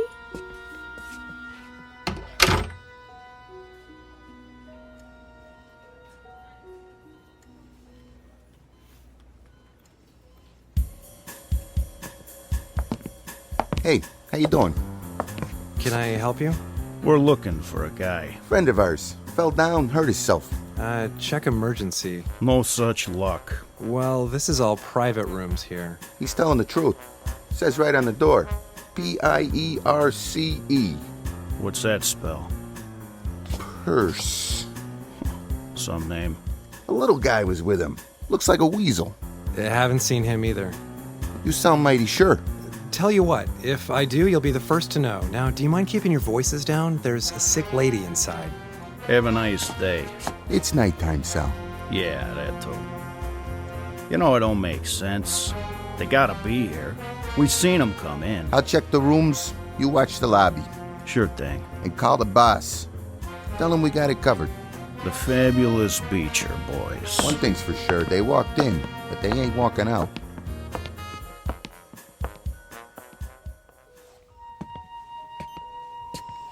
I don't believe it. Hello, Jeannie. Been too long. How is she? As well as can be expected. What does that mean? There isn't a lot of hope. They asked us if we want to pull the plug. Oh, don't do it. That's what Dad says. I mean, you never know. Things can change. I suppose so. But you're looking awful nice. Wally, don't start. Listen, Jeannie, can I talk to her? Why? She can't hear you. Just the same, I wanted to thank her for being so nice. You barely knew her. Yes, I did. In a way. Well, okay. For a minute. I was going to take a break anyway. Well, thanks, Jenny. Wally? Yeah? It was nice of you to come by. Oh, no problem. And don't forget to take care of yourself. You can go home and get some sleep. Let Milo cover for you. Maybe I'll do that. Bye. Goodbye, Jenny.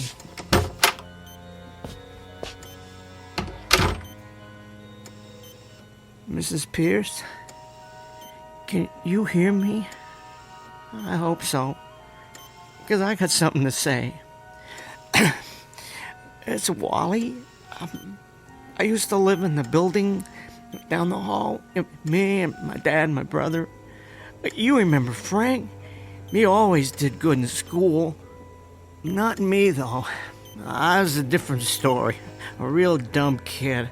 I started messing up, getting into trouble. And Frank, he looked after me. Then when I moved out, he wasn't there anymore. Before, he always saved my skin. Except it was you. Oh, it sounds nuts, but my brother wouldn't lie. If I know one thing, I know that. I don't understand how, but the whole time, it was you. Well, since then, I pulled some bad stuff, and tonight it all came down. I can't handle it on my own. I would if I could, but now it's just flat out too late. Some guys want my head on a platter, and there's nothing I can do about it, not this time. So I guess what I'm saying is, I need help. I never needed it so bad my whole life. I sure hope you can hear me. I never asked you for nothing. And I'm not asking now. It's my problem. For once, I'm gonna take my medicine. But this isn't about me. It's about my brother. Hey, Frankie! Watch me ride my bike! Look! No hands! That's great, Wally. Frankie, I did all my chores. You think Dad will take us someplace tonight? If he doesn't, I will. Want to get pizza at the corner? Can we? I don't see why not. Gee, Frankie, you're the greatest brother I ever had. Get your jacket, let's go. I wanted to be just like him when I grew up. I had my shot, but it wasn't in the cards. But it ain't right that Frank should suffer. They took it out on him so I'd get the message. Those punks, well, I got it, only it's too late now. Look, Mrs. Pierce. Yes, huh? Yes? Oh, you can hear me? Is that little Wallace? Mrs. Pierce, thank God. Is anything wrong? Yes, ma'am. I hate to ask you, but... Say it, boy. Frank's hurt bad. If you don't pray for him, he's a goner for sure. You can't let him die. You can't let him die, please. I'm begging you. Very well, honey. What? You can go now, Wally. What do you mean? He's gonna be okay? He's gonna be alright? Why, he already is. What, just like that? Oh, thank you. Thank you, ma'am. Thank you. You know what this means. You run along, dear. He's waiting for you. Frankie, you hear that? You're gonna make it.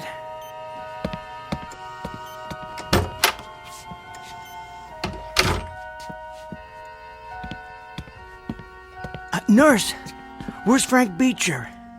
Beecher. Oh, yeah. He was just released from IC. They're moving him to 1101. Oh, thanks, dollface.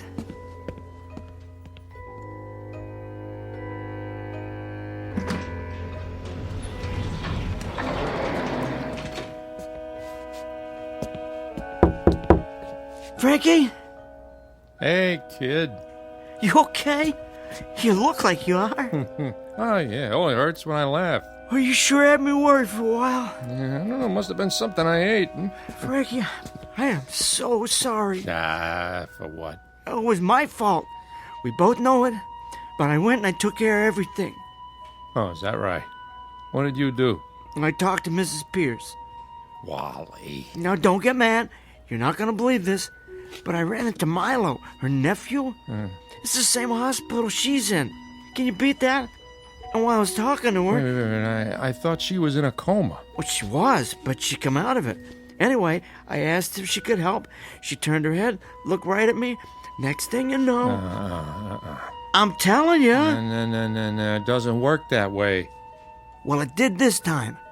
I told her what went down tonight, and she must have prayed like she used to, just the way you said.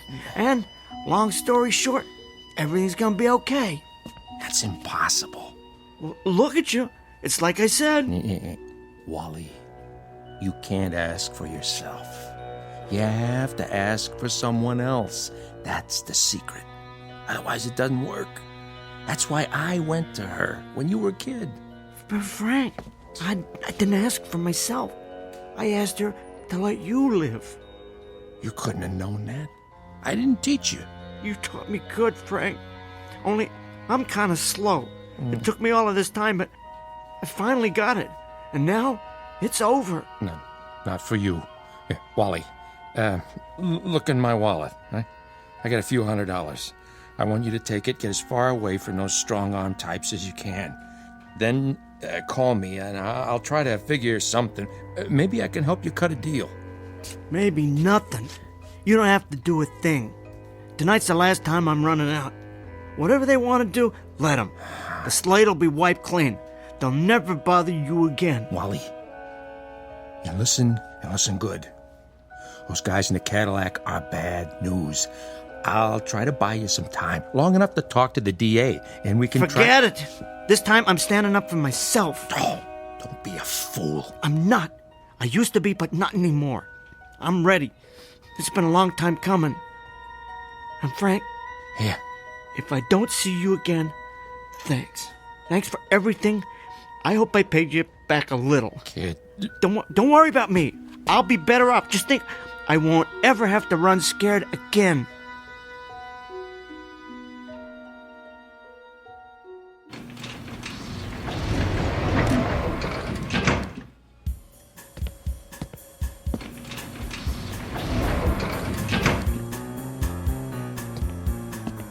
Well, the weasel.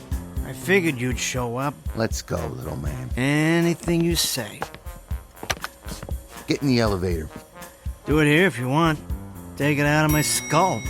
Just leave my brother be. Yeah, the boss wants to have a little talk first. The limousine's waiting.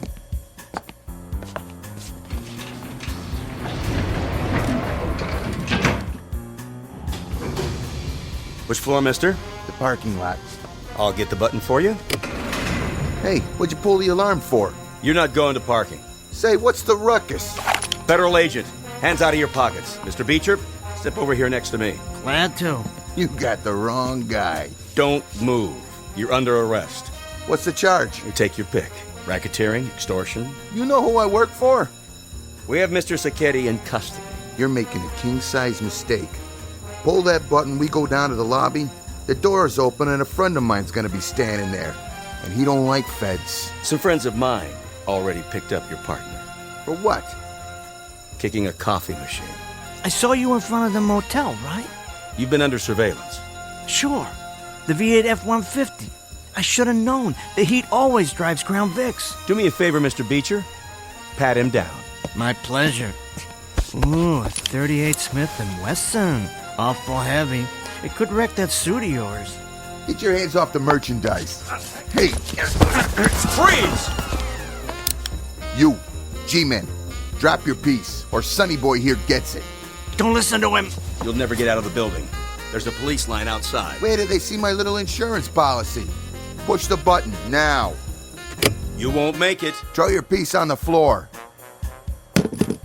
Now push P level, or the weasel's a dead man. What else new, big boy? How'd you like that, huh? This one's for my brother. And this one, and so's this one. And this one too, you dirty... That's enough. Stop. You've won. It's over. You've won.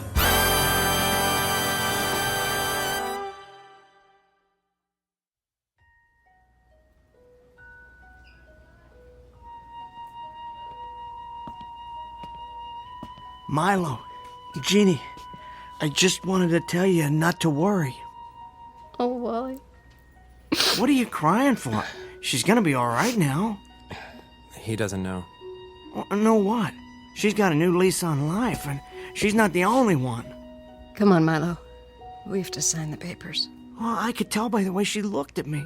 Who are you talking about? Your aunt.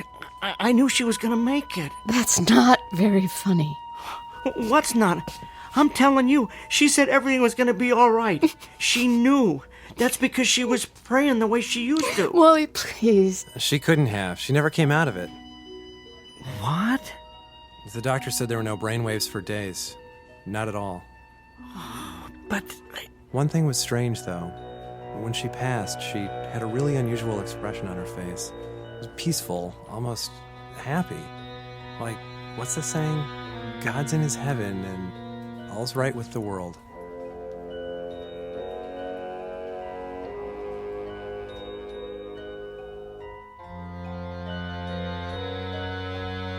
Wally Beecher, once promising con artist and small-time hustler, commonly known as a loser.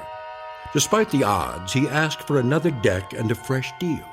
It's not easy to end up a winner when you're down that far, but it happens sometimes, thanks to a very special gift, one that must be given as well as received. It goes by various names, the most familiar of which is love. Look for it, and you just might find it here and in the Twilight Zone.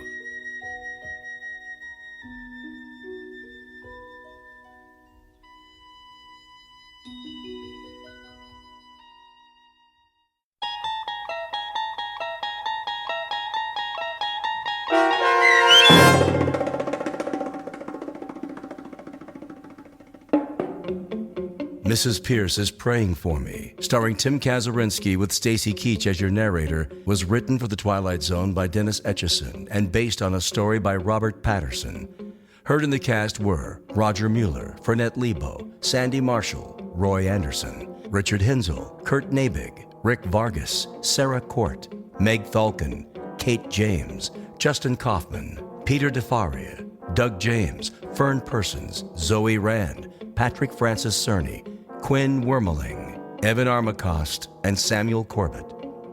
The producers of The Twilight Zone wish to thank CBS Enterprises and the Rod Serling Estate for making this series possible.